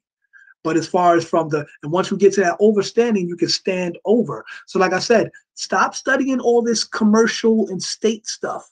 Start studying universal law, natural law, and positive law, which is private international law. Start studying international law. Study the laws of succession, the laws of inheritance, the laws of testamentary, customary law, treaty law, constitutional law, the choice of law, Islamic law or ecclesiastic law, contract law. You know what I'm saying? Study all those different realms of law, because all of those things apply. All of that state stuff, like I said, filing a document with the Department of State, okay, that's cool. You know what I mean? But okay. So let's go on. That's only on a state level, and you filed it with a state depository. Now, when you're dealing with international law, you're dealing with like the United Nations, you're dealing with the Secretary General in the Office of Legal Affairs, and you're depositing treaties and instruments of accession where you're acceding to a treaty, instruments of full power where you're stating your preliminary, how they call it, preliminary or plentonary however you pronounce that, basically your pre-existing rights is what you're stating before you even go into any of that contract with them. You know what I'm saying? All that type of stuff, man. And then you're depositing your documents with the Secretary General, and you're dealing on an international level. Okay, I just gave y'all high science jewels. All of the state stuff. If you keep talking about all the state stuff, you're not talking about nothing, man. You're still in the matrix, caught up in the wisdom. Deal with the understanding, understanding, and overstanding of international law. You ain't dealing with that, then you're still caught up in the matrix, like I say. And remember, y'all, this is what I keep telling y'all. Listen, understand this. If you're not teaching the people about international law, and you keep talking about all this stuff that's within the state, and you can do this process and that process and da-da-da-da, you got to get your international status first. You got to climb the mountain first, so to speak. Not saying coming from the bottom to the top, but climbing the mountain as far as your knowledge and understanding of your estate planning, then trickle back down into the state with your internationally protected law and international protected status. That's how you do it. So you climb the mountain mentally to you climb up the mountain mentally to climb down the mountain physically. And what I mean by that is, like I say, physically, we're trapped into the state and legally through liability and all that, signing things and all of that type of stuff. Now, once you get once you get up on your international status by developing an international organization, developing your will and getting in tune with what's called the Certificate of International Will, which will be an attachment or annex to your will, which will bring your will into an international forum, an international state of recognition, no longer held to the probate of the state, where the state can come in and probate your will or probate your trust or your estate and everything like that. You're taking it out of the control of the state. So, okay, so read through it very carefully. All right. If you have medical information you requested to list in the medical, list them as medicinal purposes only, because the U.S. government cannot infringe upon your constitutional religious rights. I don't know about all that, because once again, like I said, the Constitution doesn't necessarily apply to us. But now if you have your foreign, rights that you declare through your religious assembly or through your religious or through your covenant assembly, more so, your spiritual covenant, you know what I'm saying? Then that's more better than just being out here naked in the public. This is a private document. So you don't have to post it publicly. But if you'd like, you could record it with the county real property division. So once again, and why do you record it with the county real? Not that, see, and it's another thing too. A lot of people have been taking documents and we've been filing it with the county clerk. You only file it with the county clerk if it's going to pertain to a court case or something like that. That's when you want to file your documents with the county clerk. But beforehand, just to have your information on deck as far as being recorded as real property, real estate, which is, in one of the definitions of real estate is that which is attached to the earth. So, like, for example, a house becomes real estate because the foundation is built into the ground. It's attached to the earth. Cement and earth and dirt are both earth. Considered earth elements. So and then you use wood and steel and all this stuff to build a house. All of those elements are elements of the earth. So that house is considered real estate or something attached to the earth. So remember, you can even use your biblical understanding of Genesis 2:7. And the Lord God formed man of the dust of the earth and breathed into his nostrils the breath of life. The root word of, or some versions say the spirit of life. The root word of spirit is spira, meaning breath. So when you say spirit of life, is saying breath of life. So the breath of life is a spirit of life. So when they say God is a spirit, then God must be breath or air. You know what I'm saying? And the breath of life, which made man become, and man became a living soul. You know what I'm saying? So it's that breath of life that makes you become a living soul, come to life, right? When a baby transfers from the mother's womb into out here into the air breathing world, it transfers from breathing from a liquid state into a breathing into an oxified state. You know what I'm saying? And that's a transfer of energies. That's alchemy that takes place, man. That's such a spiritual thing that takes place in the birth of a child. You know what I'm saying? It's transforming from states of existence and portals of energy. And actually, it's deep, y'all. But anyway, I ain't gonna go into all of that right now because I'll be here forever and ever and ever. So you coming from the earth, you are real property. You are real estate.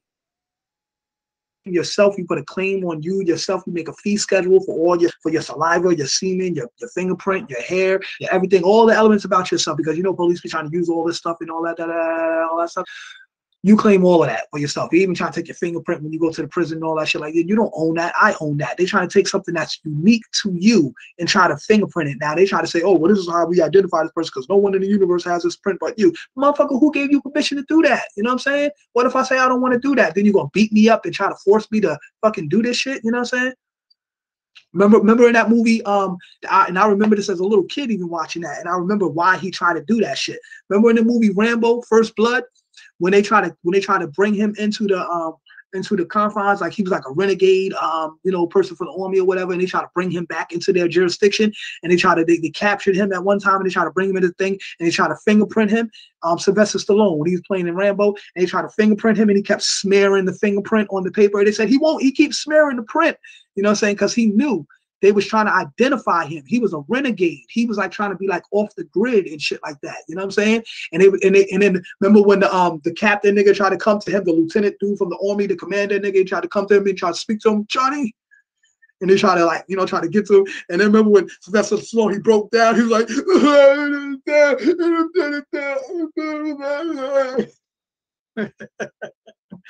anyway.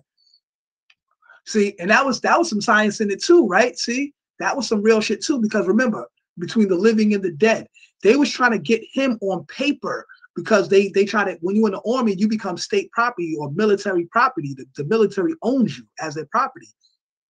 This is why you got to get honorably discharged. You know, when people like when they go AWOL, they go missing.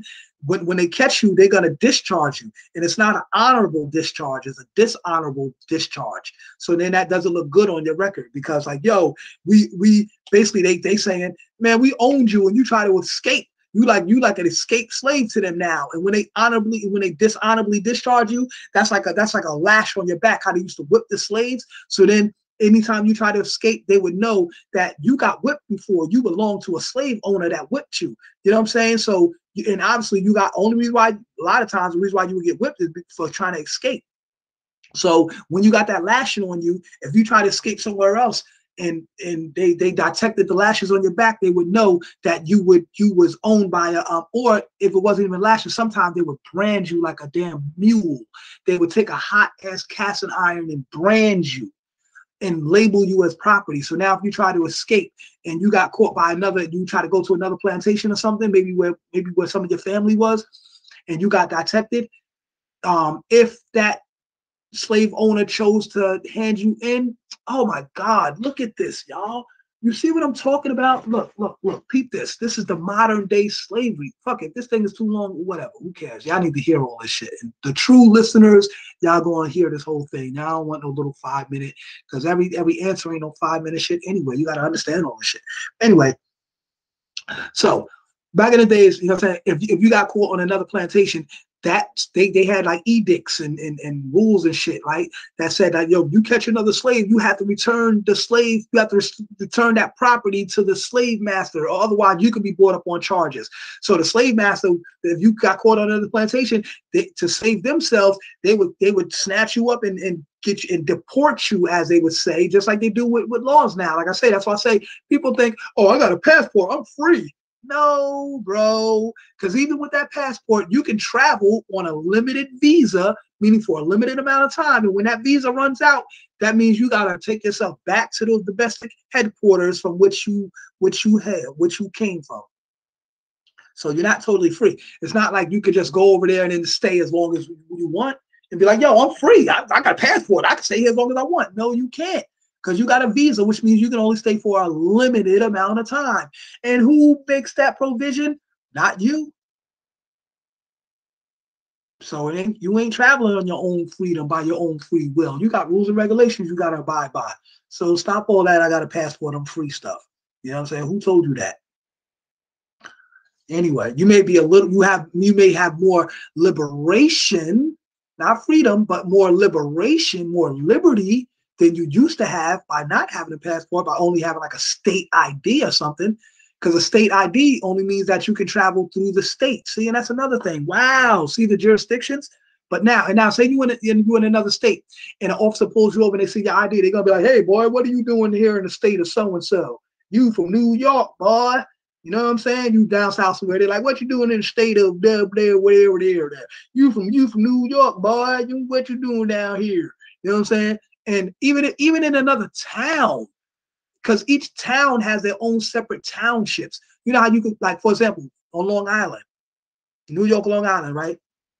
You got what's called the city of Amityville. You got Amityville. Amityville has its own separate law. Like they're what you call like a Commonwealth state or a Commonwealth Providence or a Commonwealth township.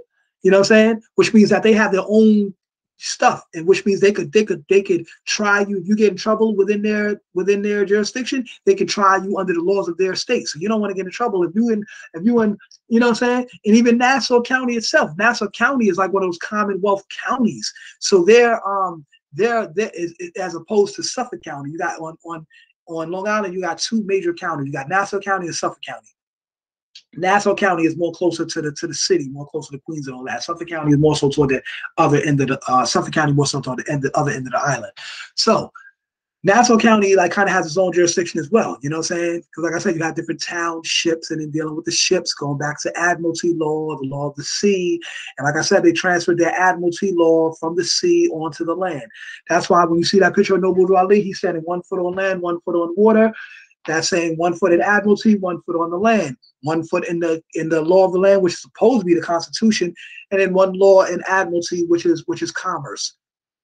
You know what I'm saying? But like I said, they mix the commercial, the law, and the state, and the state, church and state is mixed, public and private is mixed, Constitution and Admiralty is mixed. Because when you go in the courtroom, right, the judge, you see the flag behind him with the gold fringe around it, that represents Admiralty law. So he's dealing with Admiralty law, but yet at the same time, you could go down to the county clerk office and get a copy of his oath of office where he took an oath to uphold the Constitution.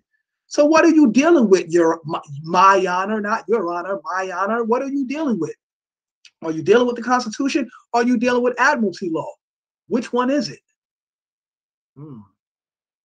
Well, maybe if I were a state employee and I were part of the government, then maybe I could get some kind of rights to the Constitution because I'd be part of so-called we the people.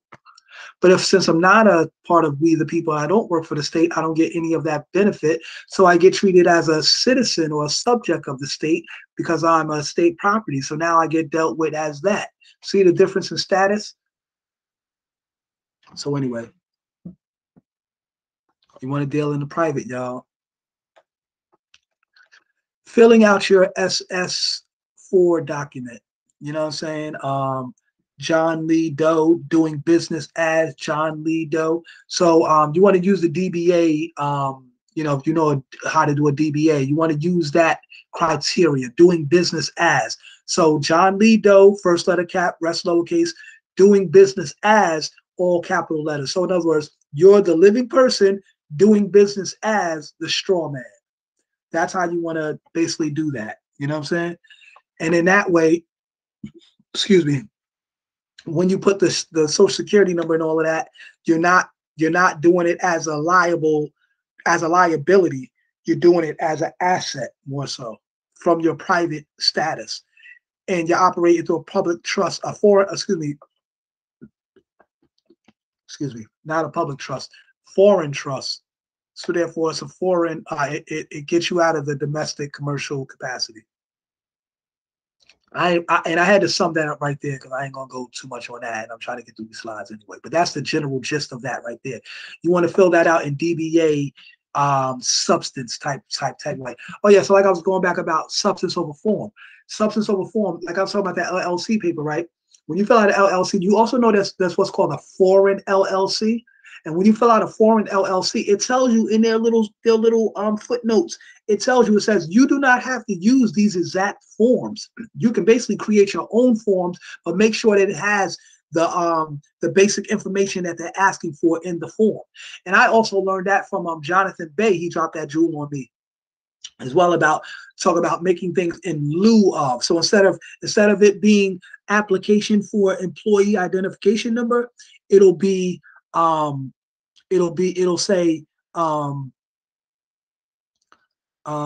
say declaration for employee, declaration in lieu of or writ in lieu of application for employee identification number. So in other words, it's a writ or a declaration in lieu of. In lieu of means instead of. So instead of using your application for employee identification number, I'm going to draw up a writ in lieu of your application for employment identification number. And in this writ, it's going to have the same information that you're asking me for, but it's also going to have some of my own personal and private information added onto it, which lets you know that I'm doing this from my own private capacity, from the capacity of my foreign trust, and so forth and so forth. So that way, you know, I'm not operating as a straw man being liable to the Social Security number. You understand? So that way you create the new contract, as I was saying. You want to create a new contract. Okay, so now get a 98 number or EIN number without a SSN. Same thing I was talking about before. And like I said earlier, you being that on their form, it says you have to use the Social Security number. Like if you go online and you try to use their online prompt system, it's going to tell you have to put the social in there. If you don't put the social, then they're not going to give you the they're not going to meet you in equal consideration, so to speak. Like I said, you got to meet them. You got to understand their policies and how they do things. And if you want them to do things, then you got to do it the way that they're allowed to do it. Otherwise, they cannot do it for you. You can say, well, listen, I'm foreign, I'm the sovereign, I'm the creditor, I'm the and all of that. I want you to do it this way. They're going to say, okay, we understand all of that. However, Mr. So-and-so, we can't do that because it doesn't fit our policy. According to subsection B of the it says that you must meet this criteria, and otherwise we cannot do it. So if you meet the criteria and you come back, then we'll be more than happy to do it for you, sir. Yeah, you understand that? And they are absolutely right. They're not wrong for saying that. They are absolutely right, because they have to do what they have to do according to their policies. You can call somebody up. They ain't going to lose their job because you calling in talking about you the creditor, you the sovereign, you the secure party creditor, you the da-da-da-da-da, and I'm telling you to do it this way. And but like, who the fuck are you? You know what I'm saying? That's what I'm trying to tell people. People be getting gassed up with this information. Like this shit makes you some kind of god in their world. You know what I'm saying? No, you may be a god in your own world, but like I said, when you create your own jurisdiction, your own bylaws, your own constitution, your own this, your own that, and own all of that, then yes, you become the maker and owner, cream of the planet Earth, father of civilization. Oh shit. Oh, I just had a revelation. Ooh, wait. Did I not just say earlier about how you are of the earth, so you are actual real estate. Let's apply the knowledge degree to all this this information right here. Okay, so you become the maker and owner, meaning when you make up your public trust, your private trust, your foreign entity, your foreign trust, you become the maker and the owner. But now, you know how J.D. Rockefeller said, own nothing, control everything. Okay, now as far as you are the owner of the trust itself, because you are the creator of it, you created it. So yes, you're the owner of the trust or of the will or the foreign trust itself. Yes, you are the creator. You're the owner, the maker and the owner of that. But the assets now, you won't consider yourself the owner of. You'll let the trust itself be considered the owner of those assets. Because remember, the only thing you own is you yourself. That's the only thing you own in this whole universe. Remember that. Know and understand that. That's why people got to stop trying to control people. You know what I'm saying? When I was younger, I used to, you be in a relationship, you trying to control the woman trying to control you, you know what I'm saying? And all that shit, y'all trying to control each other. Where do we get that shit from? We get it from slavery. You know what I'm saying? We got to stop that slave master mentality. We trying to control each other. Listen, if it's not in a person to do something, it's not in them to do it. You could try different methods of teaching to bring it out of them, to educate them, to bring out from within. But if you can't do it, you can't do it. Stop trying to control people. You can't control nobody. Only person you can control is yourself. So being that you are in total control of yourself, and the reason why we're not in total control of ourselves, because we're spending all of our time trying to control others. That's why I say to you, when we thinking like, those white people, whoever, or the government or whatever, we thinking they're in control. Technically, they're not in control, because they're spending all of their time trying to control everybody else. This is why they're not even in control of their own shit. This is why the fucking dollar is crashing. This is why the government is crashing. This is why everything is fucking crashing, because they're not even in control of their own shit, because they're trying to control every fucking body else. You know what I'm saying? They're trying to keep you brainwashed. They're trying to keep you doing this, keep you trapped, so you running around trying to control everybody else. You done lost control of yourself. You're the one that's out of control. You see what I'm saying? And that's the reality. You're out of control because you're trying to control every fucking body else. Control yourself in your own affairs. And then guess what? Then you'll be what we call the soul controller. The sun don't try to control the planets. The sun don't be like, yo, you my earth, you better do what I tell you to do. No. I used to be like that, but I was thinking like an immature star. Now that I've grown into a greater sun, now I realize I understand, and overstand. I'm not trying to control the earth. I'm not trying to control you. I born you, I created you, but guess what? Even though the earth revolves around the sun, yes, you revolve around me, but you spin on your own axis. Meaning, and that's why brothers trying to tell them, all the above is called by the Son of Man. Yeah, God, so when she acted up, that's because she's reflecting you. Man, get out of here with that corny shit, man. The woman is a reflection of her mother, or whatever woman was the most influential in her life. And I'm drifting again, but it's all relevant once again. Because like I said, you can't control anybody. So therefore, all the above is called by the Son of Man. Yeah, the sun did create the earth, but remember, the earth also has its own axis. It spins on its own axis. So yeah, you revolve around the sun, meaning you came from your father, or you may be married to this man, but you also spin on your own axis, meaning you're responsible for your own actions. God damn it. Stop all this blaming everything on the sun. Oh, everything's the sun's fault. Oh, when we want to be irresponsible, blame it on the sun. No, man, no. And then the sun's supposed to just be there and take all that shit and be like, oh, you're the man. Take it. You're a man. Be a man. Be a man. You're not going to trap the sun. You're not going to enslave and box the sun, because the sun ain't do that to none of y'all. The sun gave y'all life freely and lovingly, and just let y'all exist and do y'all thing. As long as you just stay in tune with the universal order of things, everything is fine. There's no chaos in the universe. And the reason for staying in order with the universal laws is so that there's no chaos in the universe. That's the purpose. Since people don't understand peace, they live in chaos. They have no rules. They have no laws. They have no structure. So they live all in chaos. And then we always whining and complaining and wondering, why my life, why me? And then when things go wrong, we cry out to a fake and false ass God, which is a fake and false entity that doesn't even exist. And we cry and complain to this fake ass entity about, why is my life? Why God? Why this? Why that? Why? You know how the nation God's earth, we got the term, we say, when our alphabet and mathematics say, why equals self, God, why equals self. Why is you. Why is because of you. You are the cause of reality. Why is the cause of reality? You know what I'm saying? And why is the cause of reality? Because we use who, what, where, when, and how, all to figure out why. And why is the most important. You know, when something happened, you know what I'm saying? A person might be like, yo, what happened? Like if a person don't even know what happened, they're like, yo, what happened? And they might be like, when did this happen? And where did it happen? Yo, what took place? What? But majorly overall, after they figure out the who, what, where, whens, and hows, yo, how did he do that and all of that? They want to know the major reason they want to know is why. Well, why did they do that though? Well, why? What was the reason? Why?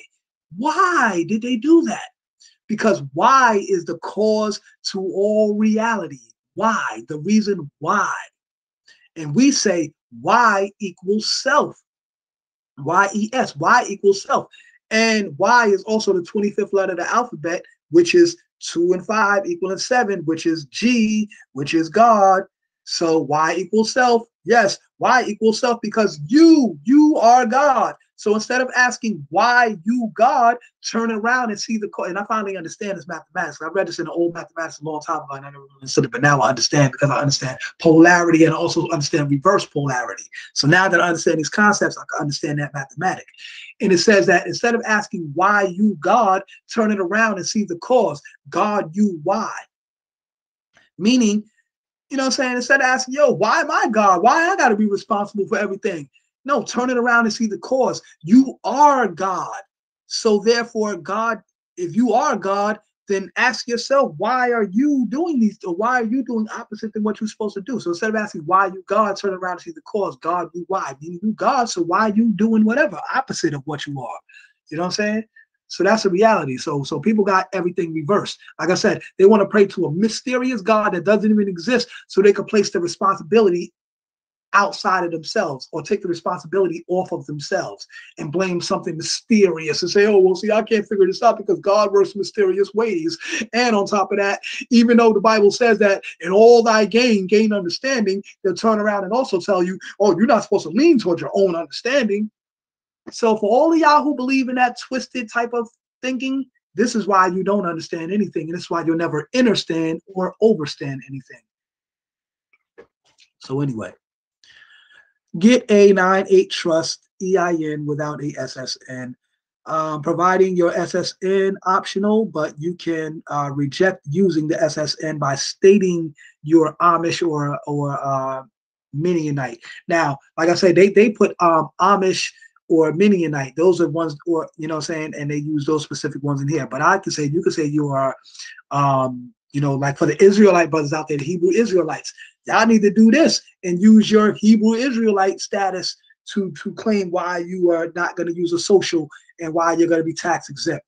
For the Moors use the fact that you are Moor, you know what I'm saying, Moorish American, Moor, whatever you define yourself as, use that status. It says you must ask who is the system considering Jew, who can claim it. So like I said, y'all Hebrew Israelites out here on the corner with your loudspeaker and your Bible, and you out here screaming to the people, talking about we the original Jews, we the original Israelites, and and all this and that and all that. Okay, cool. But you just yelling, you're preaching this in the four corners of the earth, right? But also, why don't you get yourself established with the heads of state, or with the heads of, not the heads of state, but on an international level, declare this internationally with the Secretary General in the Office of Legal Affairs, so that you can put into a legal documentation stating the fact that declaration, you know, whatever case may be, that you are who you are, and why you're endowed to what you're endowed to, and use all the biblical verses that y'all screaming out there to the people to back up what you say. You know what I'm saying? That's what y'all can do. Same thing any other brothers can do. Same thing the gods and earths can do. Instead of us out here preaching and teaching and we the gods, we the poor righteous teachers. We ain't got to be the poor righteous teachers forever, man. We got fun. They got funds that they have for nations, y'all, and we could get these funds. You know what I'm saying? But if y'all want to keep it talking about we're a nation within a nation and being subject to these people, like this, it's just this simple. Like, for example, you'll be a nation within a nation, being subject to that nation, having a state ID in your pocket, and then you'll go down to the social service office and apply for public assistance, get some food stamps, get your rent paid, get some medical and whatever, and get public benefits in the public. But you won't establish your own private government or your own private nation and then go to the said nation that you're within and tell them, listen, I'm no longer within you. I now stand as my own nation. I have the same equal rights as you. And in fact, I now am protected by international rights. And being that I'm declaring and interfacing with you on an international level, there are international laws that you have to abide by now that state that you have to respect my customary rights, that state you have to respect my international rights, you have to respect the fact that I'm operating as a foreign entity and all of this good stuff. You know what I'm saying? Look up 18 USC 112, 18 US Code 112, and see what that says. Protection of international persons, foreign entities, and things of that nature. Look that up. See what that says. You know what I'm saying? And oh, did he just throw in a U.S. code? Okay, well now these U.S. codes become applicable when you're on an international level.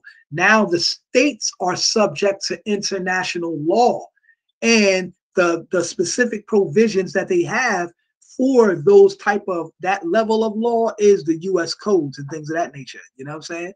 So those U.S. codes are federally respected in the state, which means that federally is also tied into the international as well. So if it's federally recognized, it's internationally recognized. So therefore, and it has to be respected by the state in subjection. You know what I'm saying? By the state. The state is subject to international law. So understand that. So that's why I say climb up the mountain mentally, understand universal, natural, and positive law, which is international private law, private international law. Understand these things. Then redress yourself through your international organization, through your trust, through your will, through your international certificate of international will, through all of this.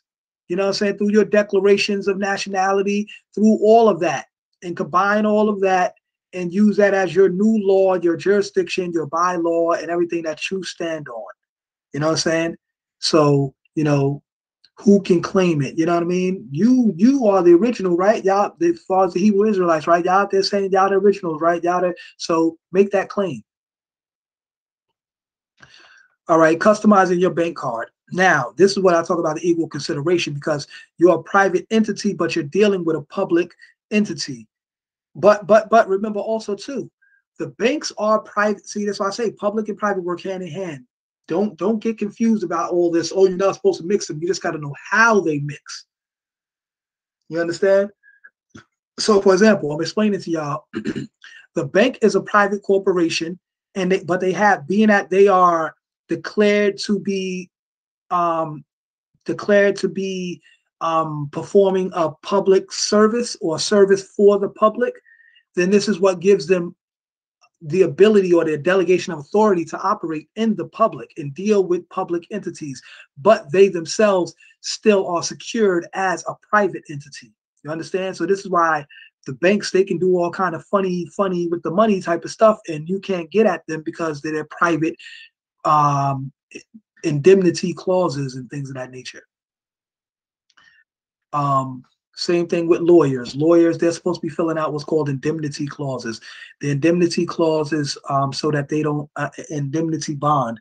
The indemnity bond is a bond that states that, yes, I understand that I'm operating in the public, but I do hail from a private corporation, which is whatever law firm or whatever they work for, whatever the case may be, but they're operating in the public. Now, due to that fact, they must draw up what's called indemnity bonds, which states that they are protected in case they do some kind of misoperation or misconduct, that they won't be held liable for harming the public. And that's what they do, what's called indemnity bonds. And it works hand in hand too, so that not only that they're held not liable if they harm the public, that also if they harm the public, that the people are not held liable for their mistakes. You know what I'm saying? So if you have a lawyer and they make a mistake, they can't try to blame you for the mistakes that your lawyer made. You know what I'm saying? And that's why the lawyer must be indemnified. They must have an indemnity bond. And I think they're supposed to share this information with you, but however, they only share it with you through your motion of discovery. You have to file a motion of discovery stating, I want access to all information from the court, that the court has, that my lawyer has, that the opposing, that the prosecutor has, that anybody has. I want all information disclosed to me so that I may have full transparency, complete transparency throughout this whole matter. That way I'm not denied any information prevalent to me, so that I can have so that I'm not denied the due process of law. You know what I mean? Because any otherwise, and especially if you're operating as a foreign entity under trust law and under your will, now you're as a private entity, and they could be now charged with damaging your estate.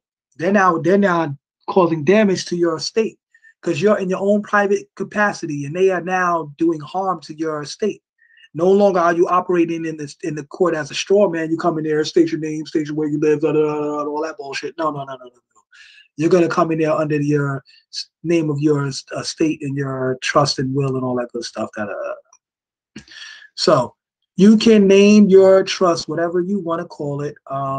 It is okay. And it says it is important to remember that the bank card will feature your name, executor over the trust, and the name of your trust. So it'll say Lord Messiah Allah El Executor. You know what I'm saying? Lord Messiah Allah El Executor for Lord Messiah Allah El Irrevocable Living Trust. You know what I'm saying? Or just Lord Messiah, being that the name is already incorporated in the name of the trust too, and just say Lord, because you don't want to take up so much space on the thing on the card. So they might just put, and they also abbreviate things too. For living trust, they'll put LT or LVTR, abbreviated for living trust. You know what I'm saying? So they'll put Lord Messiah Allah El ILVTR, Irrevocable Living Trust, or something like that. You know what I'm saying? Or IR for Irrevocable LVTR, Irrevocable Living Trust. You know what I mean? So something like that. So double check and make sure to tell them at the bank to issue your card exactly how you want it. Right. So you put it exactly how you want it. You know what I mean?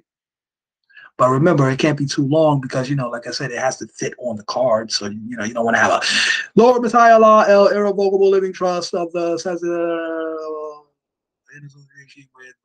what I'm saying? You want to have all that. So, abbreviation. Make sure it's simple, not complicated.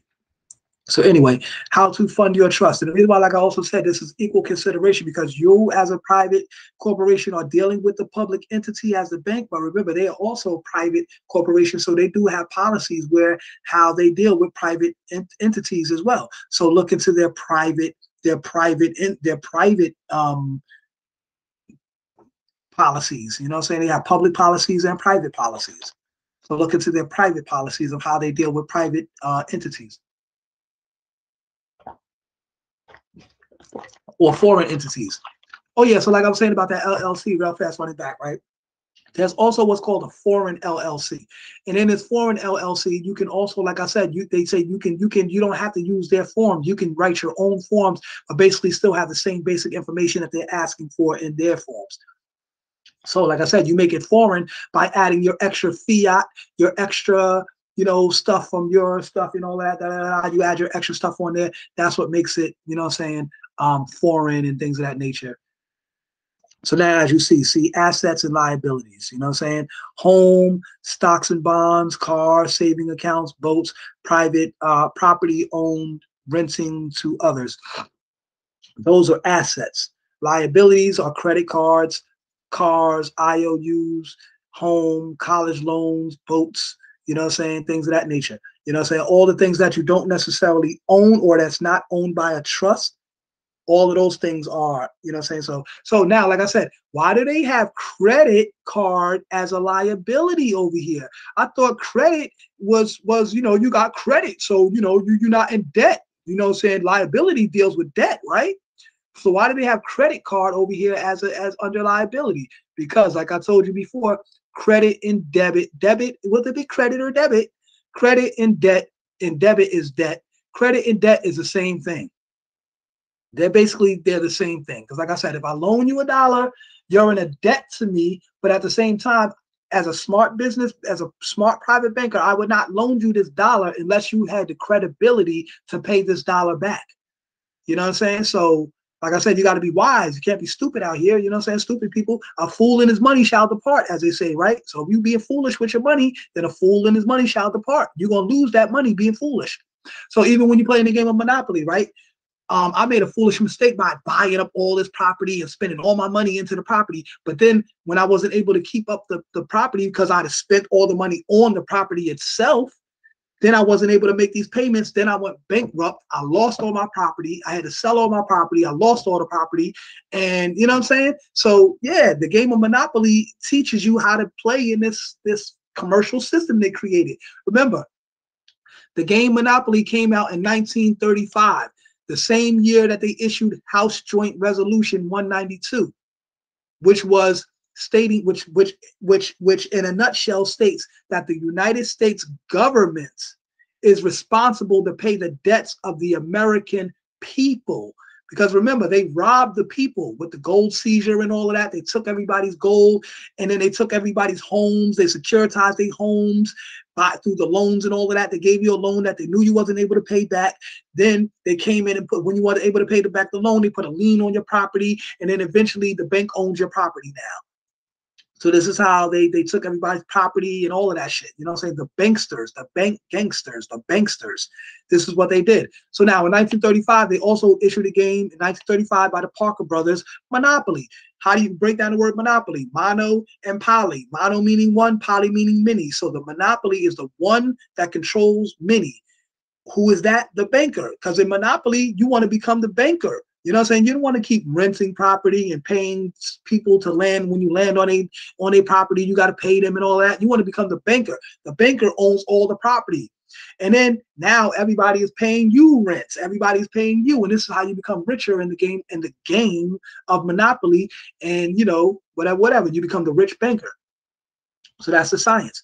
Now, the science is that they basically stole all of our property and gave us a fake ass IOU note known as a birth certificate, which holds the equity to all of our estate. But they keep you on the private side of things. You don't learn about private banking, so you could get some kind of access to that, you know what I'm saying, via the TDA account and the, you know, and all of that, You don't never learn about that stuff, so you don't never get access to it. They keep you in the public. They keep you working a 9 to 5. They keep you paying taxes. They keep you physically tired, so you never have the mind power to even want to look into all of this. And then once you have a family and all of that, and then you get married to your nagging ass wife who doesn't understand this stuff either, and then she keeps your mind all bottled up with all her nagging and emotional stuff all day, so you never get time to work on any of this. So like I'm telling y'all now, during this Corona time and all of that, man, take this time to get into your private administration. Take this time to get into your private banking and learn how to do all of this stuff. Now, they're talking about a bunch of UCC stuff and all of that in here. I'm not necessarily into the UCC, so I'm not going to necessarily even break that down. If you are into that, you can look into that and go into that or whatever. But you see what it says here. I'm not hiding the information. If that's what you want to get into, you can do that. You can go that route if that's what you choose to do. Me, I don't necessarily go that route, so I'm not necessarily going to delve into that. You know what I mean? But now, like I said, you can stop it, pause it, go back, and, you know, go into all of that. Now, what to do, it's not what you do, but how you do it. Now, the catch is when you purchase items through a foreign trust, you're putting the transaction in a jurisdiction that is foreign outside the United States legal supervision and administration or control, hence the state.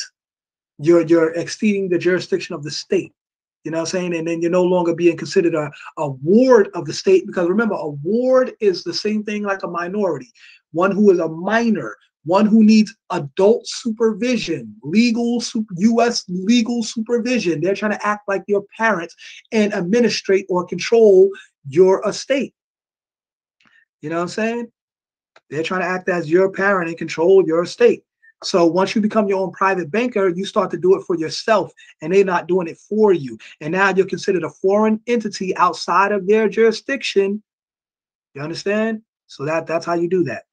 You literally use your signature to pull credit or loans from your U.S. private treasury account, which is the TDA account, the Treasury Direct account. That's one of the organizations that have it set up to where you can get that type of access through them, the Treasury Direct account, the TDA.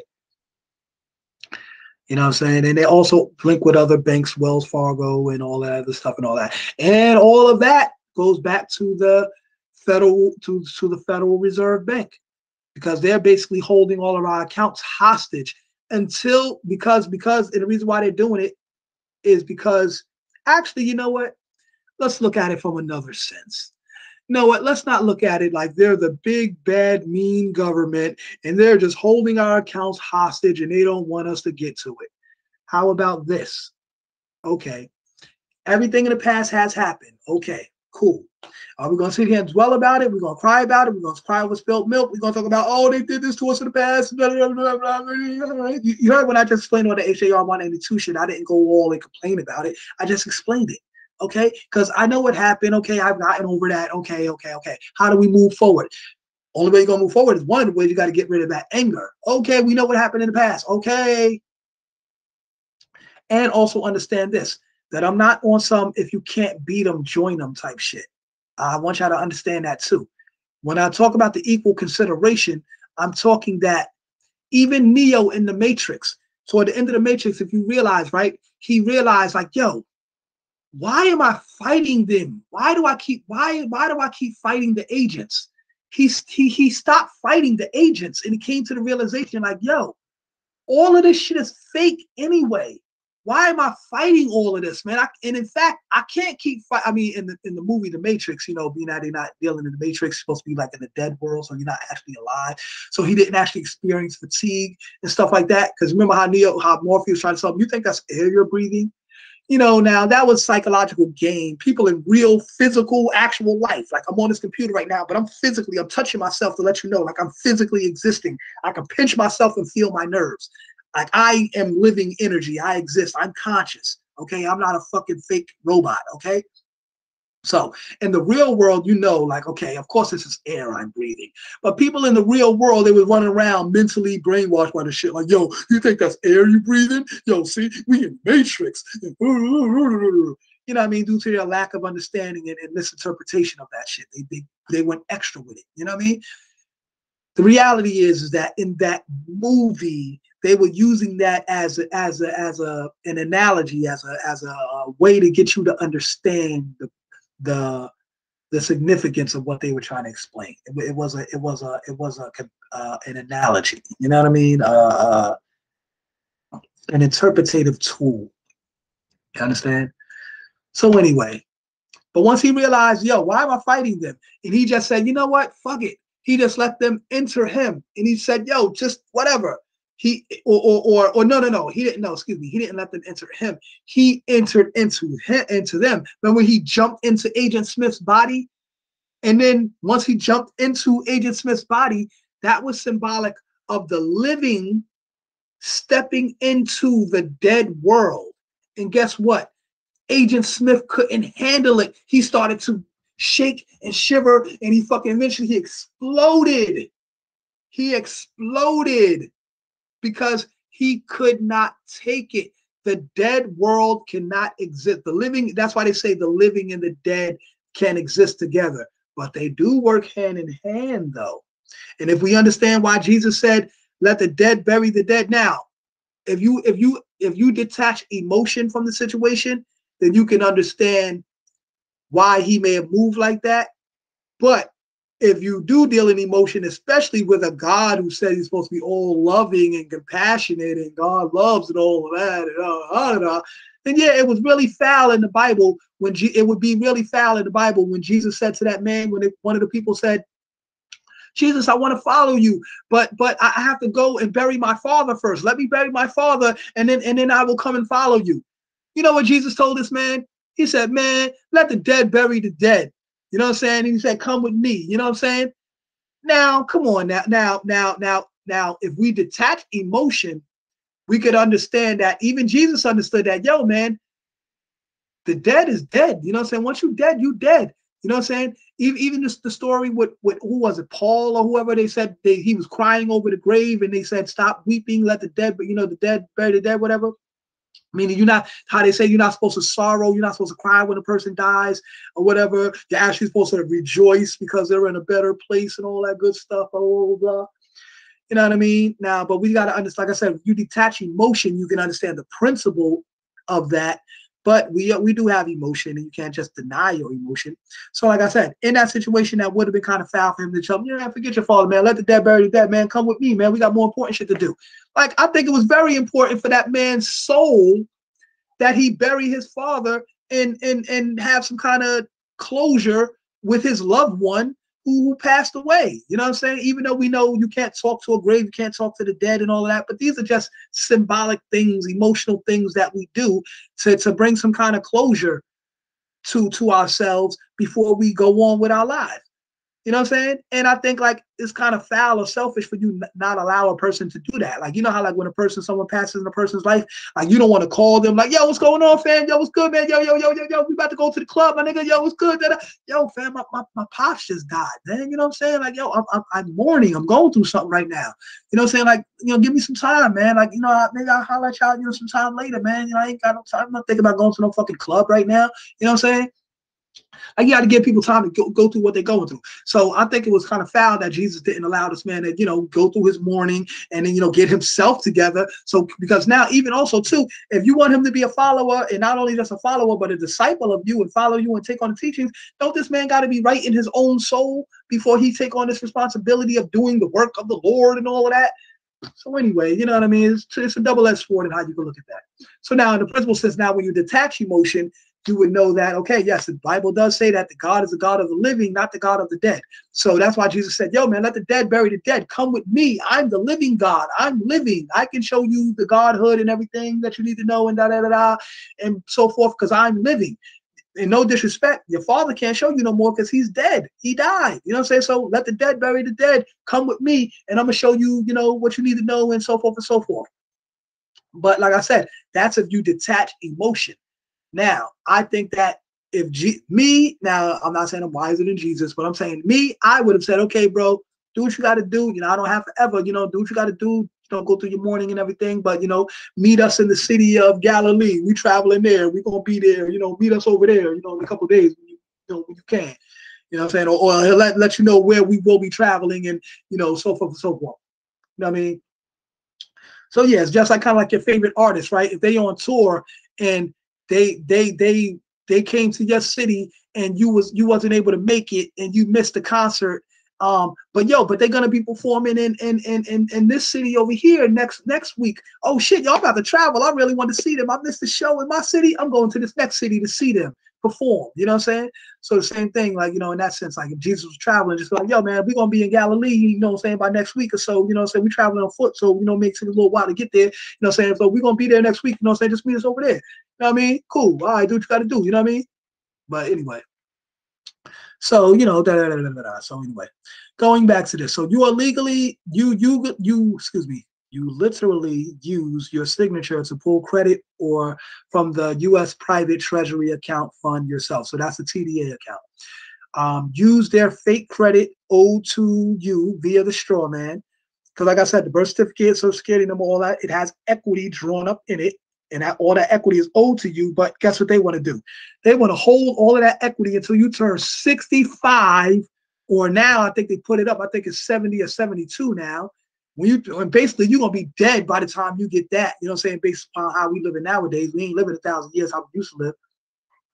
But you basically might be dead by the time you get that. And basically, the government will be able to come in and take all of that since you didn't have a will set up or anything like that. And I don't think you could put Social Security funds into a will or whatever like that. You might be able to put into your will how you want that to be established or how whatever resources come for that, or whoever is passed on to, how you want it to be passed on and stuff like that, who could be your beneficiary of it or something like that. But I don't think the Social Security account itself, you can put into that and say, well, I want it to be regulated this way, da-da-da. There are forms that you can fill out as far as like the release of property from escrow and stuff like that. That was another jewel that this woman sent me as well. You know what I'm saying? Of how you can do that. You know what I mean? But anyway, the rabbit hole, and this is what I was trying to explain to people too, man. The rabbit hole goes deep, man. So if we're going to get caught up in the rabbit hole, that's all you're going to do. You can fuck around and get lost trying to figure out this and that and this and that and all this process. And I'm just breaking down one process among many, but I'm just trying to give y'all some information because sometimes, man, it'll take you forever to get out all this information. You know what I'm saying? If you're only one person, this is why I be talking about linking with other people and working together so that we could create a team and really get this stuff, down to a science, so to speak. You know what I mean? Instead of being all over here, all over here, all over there, all over here, studying this and finding out this, because knowledge is infinite, y'all. In case y'all don't realize that, knowledge is infinite. So every day you're gonna learn something new. It's always gonna be a new part of this, a new part of this. And guess what?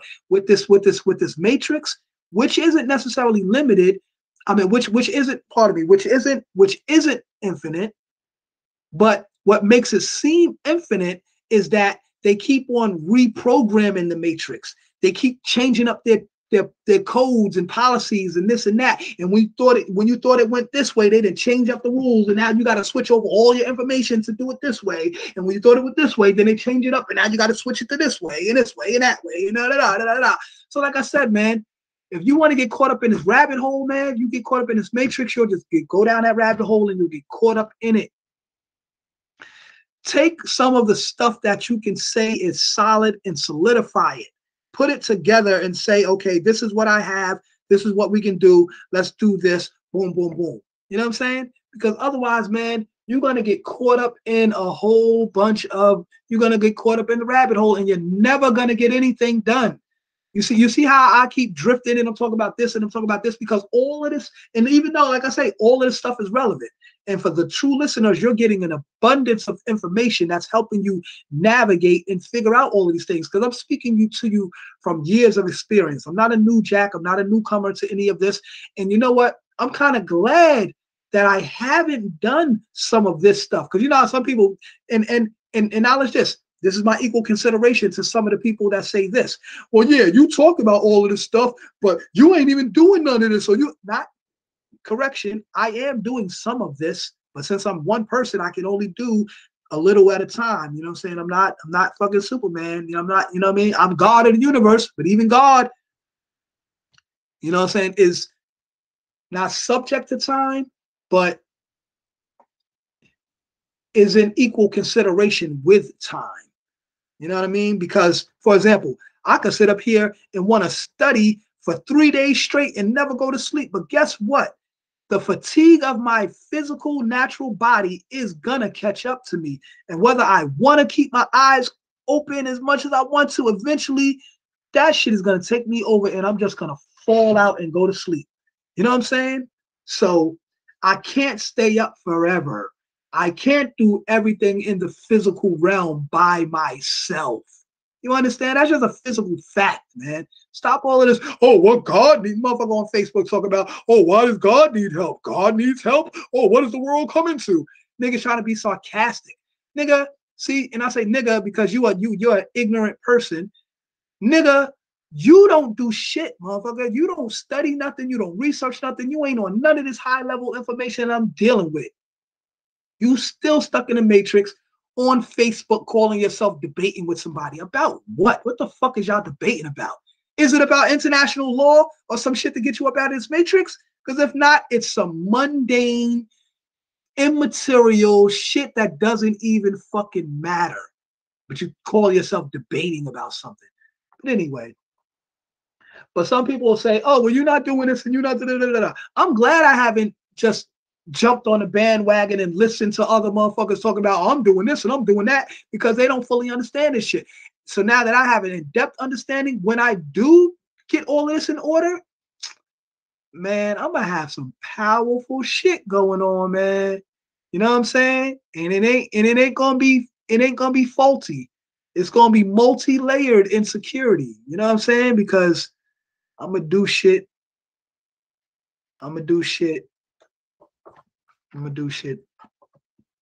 exact.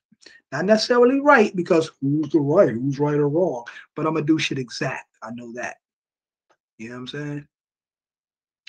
So anyway, question, if you sign, question, if you sign to buy domestic things on credit through a foreign trust, are you supposed to pay back domestic taxes afterwards? No. So the same thing, like I said about Amazon. Amazon is the feds. On Amazon, you know, and y'all know about on Amazon how you can get into those accounts and all of that using your social security number and the routing number on the back of the routing number and the number on the back of your social security card. You replace the letter with the number or with a 0 or whatever the case may be. Is he telling people how to get into the Amazon accounts? Well, anyway, if this was some kind of fraud or something illegal to do, then Amazon should not have those prompts on their system where you can physically go on there and do that. And if this is some kind of identity theft, if anything, the Federal Reserve and Amazon is identity thefting everybody because they got everybody's accounts. Amazon is the feds, and not, you know, saying the feds, and they go through what's called FedWire. Look that up. I did the research on all this shit, man. I know what the fuck I'm talking about.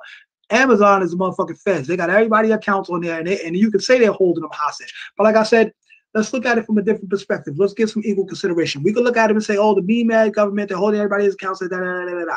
But at the same time, too, you got to look at yourself and you got to say, well, I'm incompetent. I don't understand this. I didn't open up my TDA account. So therefore, this is why I don't have access to the account. That's another way of looking at it, too. Self-responsibility. Step up to the plate. Equal consideration. Listen, they got policies in place where they got stuff set up. If you don't understand the policies, you're not going to be able to you're not going to get access to whatever you want access to. It's as simple as that. Understand the policies and get access. If you don't understand the policies, you won't get access. Simple. So we can complain and say, oh, they're wicked, they're holding everybody's accounts, they're doing this, they're doing that, yada, yada, yada, yada, yada, yada, yada. But where there's a will, there's a way. You remember that old saying, how they say, where there's a will, there's a way, because the will is the way. You understand? How King El Bay say, will is the most important document. You know what I'm saying? So we got to focus on that will, man, and start enforcing that. And then within your will, you can state your declaration of nationality. You can state your trust. You can state your this, your that. You put everything in a will. Everything under the sun you can put in a will. Because remember, thy will be done on earth as it is in heaven. That's why I say everything under the sun. And the heavens represent the stars. And you got stars up in the sky and you got stars in your body. And as Jesus told you in Luke 17:21, the kingdom of heaven is not going to be a place where you see with your own physical eyes. You're not going to be able to say here nor there. For behold, the kingdom of heaven is within you. So if it's within you, you got to bring it out of you and you got to build your heaven on earth. This is what I'm talking about with all of this. You know what I'm saying? This is how I draw up all of this. You know what I mean? Contracting with your job. So now close your public account, open your social security number. Close your public bank account opened with your social security number. So in other words, the account that you may have open with your social security number, you want to close that. Rescind your W-4 contract with your jobs human resources department. So you got to go to your jobs human resources and say, listen, I'm no longer going to be using the social anymore. Here's the W-4 form that I filled out. I just want to hand this in to you guys so you guys can put it on record and put this into the file and do whatever computer work you need to do to update it in the system. Oh yes, thank you, Miss HR lady. I appreciate that. Thank you very much. You're so kind. Remember, because like I said, you want to be very kind and polite when you're doing everything because you don't want any adversity. You already know if there's a whole system set up against you. You know what I'm saying? So if you know what I'm saying, even though you may say these wicked ass people and okay, but right at this present time, these wicked people are acting as the public trustees over the account. So you want to rub them the right way so you can get what you need to get done. You want to be nice and smooth so you can do things and get it done. You don't want to be belligerent. Listen, remember, like I told you, when I found out about this Fed's account and FedWire and all that shit, I was calling the Amazon niggas like, yo, why y'all don't give me access to the account? And this is some identity theft shit and And I was telling them too much. I was letting them know that I know too much. That's why they was like, man, we ain't letting this motherfucker get up in here. He knows too much. And he's being belligerent about it. It's not like he's calling us nicely and politely, letting them know and not trying to threaten us that he's going to do some kind of lawsuit or expose us for identity theft and all of this and yada, yada, yada, yada. If he was nice about it, maybe we might have went about it another way. You know what I'm saying? maybe we might have actually gave him the access he was asking for. Maybe we might have given it him that way. But he wanted to be a fucking smart ass and act like he knows every fucking thing, and he acts like he knows every damn thing, and he's trying to act like we're responsible to do things in his belligerent way that he wants us to do it, and he's not understanding our policies and the way we have to go about doing things. Then no, we can't give you equal consideration, and we're not going to do that for you, Mr. Hardy. You know what I mean? So yeah, so like I say, I learned a lesson, and I'm gonna go about it in a different way now. So now, and then also too, you don't got to be completely nice and Mr. Nice Guy either too. You want to be, as they call, passive aggressive. You want to be passive and assertive at the same time. Passive meaning you're speaking very polite, but you're assertive meaning that you're letting them know that you know what time it is, and you're stating the facts and the laws, and you're letting them know that you know their policies as well in a very nice and polite way. You understand? That's how you do that. Passive assertive.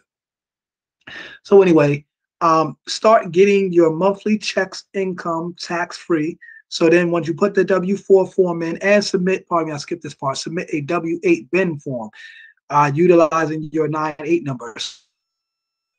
Kind of like a new Social Security form, but you're going to use the 9-8 number, which is the foreign ID number, the EIN number.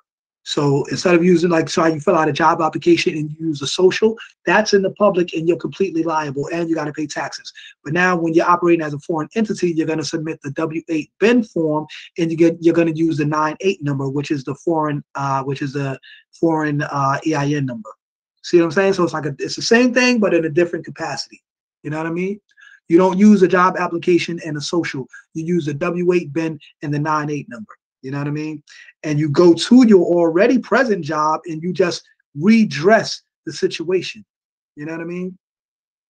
You're just letting them know, like, listen, I'm going to operate in a different capacity. I'm still working for you guys, or not even working for them anymore. You're working with them now. Because now it's actual equal consideration, meaning you're your own private entity, your own foreign entity, and they chose to contract with you, due to those stipulations. And in fact, it's with it, like I said, they got public policies and private policies. The W-8 bin may be what's considered more so of a foreign method. It's not like the common thing, like how you come in with your social and you just fill out the application and hey, you work for us now. Get on that line and do your work, nigga. Make sure you're on time. Make sure you do this. If you do anything, we're gonna fire you, and all of that type of stuff. So you're basically treated like a slave. As a foreign entity, being that you're not paying taxes, they might treat you a little bit differently on the job. And you definitely will see that. You know what I mean? And like I said, I'd be nice about it. Don't go in there bragging or bragging to your coworkers like, yo, nigga, I'm tax exempt. You know what I'm saying? I don't got y'all niggas as slaves. See, they take taxes out of y'all check and and make your coworkers feel like, feel bad about that because, then you're gonna have not so good energy on your job. Because now, of course, niggas gonna be hating on you. You know what I'm saying? They're gonna be hating on you like, oh, this nigga think he the man. He foreign entity, he tax exempt and all of that. So like I say, once again, a lot of that information you want to keep to yourself and keep that private so you can keep a good flow, a good energy on your job. You don't want everybody hating on you. And also too, you might want to, come in, you might want to send this information to your HR in writing and state to them that, listen, this information is strictly between you and I as an HR manager, and you have an obligation to keep this information strictly confidential between the Department of Human Resources and my foreign entity.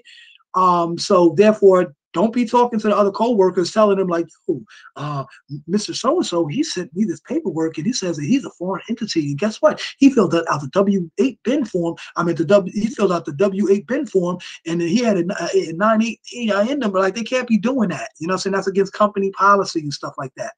Because if they start doing that and you start to notice some kind of difference in how people treat you on the job, you know that information got linked from the office.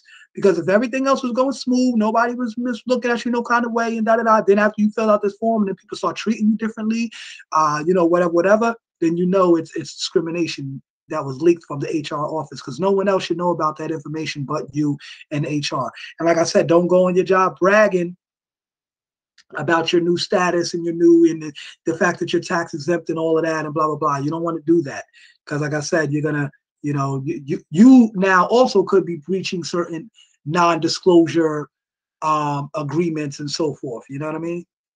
So you see how I just gave y'all some extra information on that? Most people would have did exactly that. They would have filled out this form. They would have went on their job bragging to their co-workers and yada yada yada yada. Don't do that. Don't do that. That's going to create a not so good, you know, environment on your job. You don't want to do that. All right, just keep your information private, and that's you being an adult. That's not you being a little child. Like, oh look, y'all, I know how to do this, and look what I did. Like it's like you in preschool and you in show and tell. It's not show and tell. It's show and prove. You understand? It's not show and tell. It's show and prove. So right now, even with this stuff right now, what I'm doing by displaying this information, this is like a little form of show and tell. I'm showing y'all this information. I'm telling y'all what I'm about to do. But until I actually do it, or when I actually do it, that's when the prove comes in. That's when it's no longer show and tell. It's show and prove. So y'all best know and understand that after I get off of this thing, and, you know, like I said, I'm just taking time to share some information with y'all so that y'all can possibly do the same things that I'm doing. Or y'all can hit me up, link with me, and we can do it together. We can add on, we can build, as we say. You know what I'm saying? Instead of just talking about all this stuff and going here and teaching about this and teaching about that and yada, yada, yada, and all that other stuff. Look, man, I just laid out a structure. I laid out a plan. We can work on this plan and get this stuff done. You know what I mean? So anyway, the last slide right here, handling child support and domestic taxes. Now that you have switched all of your bank accounts to foreign, can a domestic corporation take out child support taxes? No. And also, too, like I said, if you also have a private contract agreement with you and your significant other, then the state has no contractual power over that set contract that's already set in place. So therefore,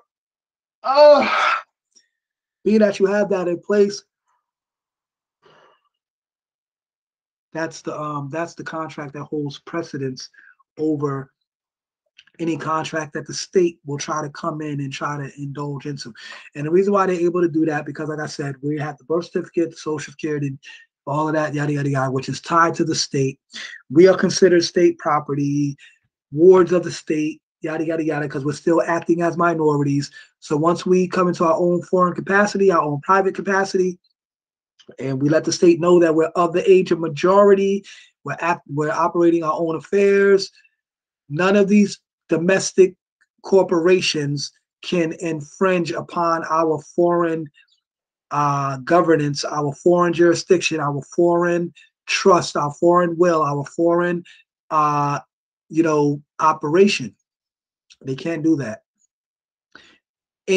Also assert child support injunction into the clerk of court over your specific case. So in other words, you want to let them know, like, listen, man, I got my trust set up. I got my will set up. I got everything set up. I'm operating my own affairs. I've been taking care of my kids. This is my proof of all of that, yada, yada, yada. I'm putting an injunction against the child support agency because they're trying to infringe upon my estate, basically. I'm operating my own affairs, my own estate in the private. I don't need y'all. Y'all have no say-so in my business. Mind your fucking business, basically. Excuse my language, but that's basically what it is. You know what I'm saying?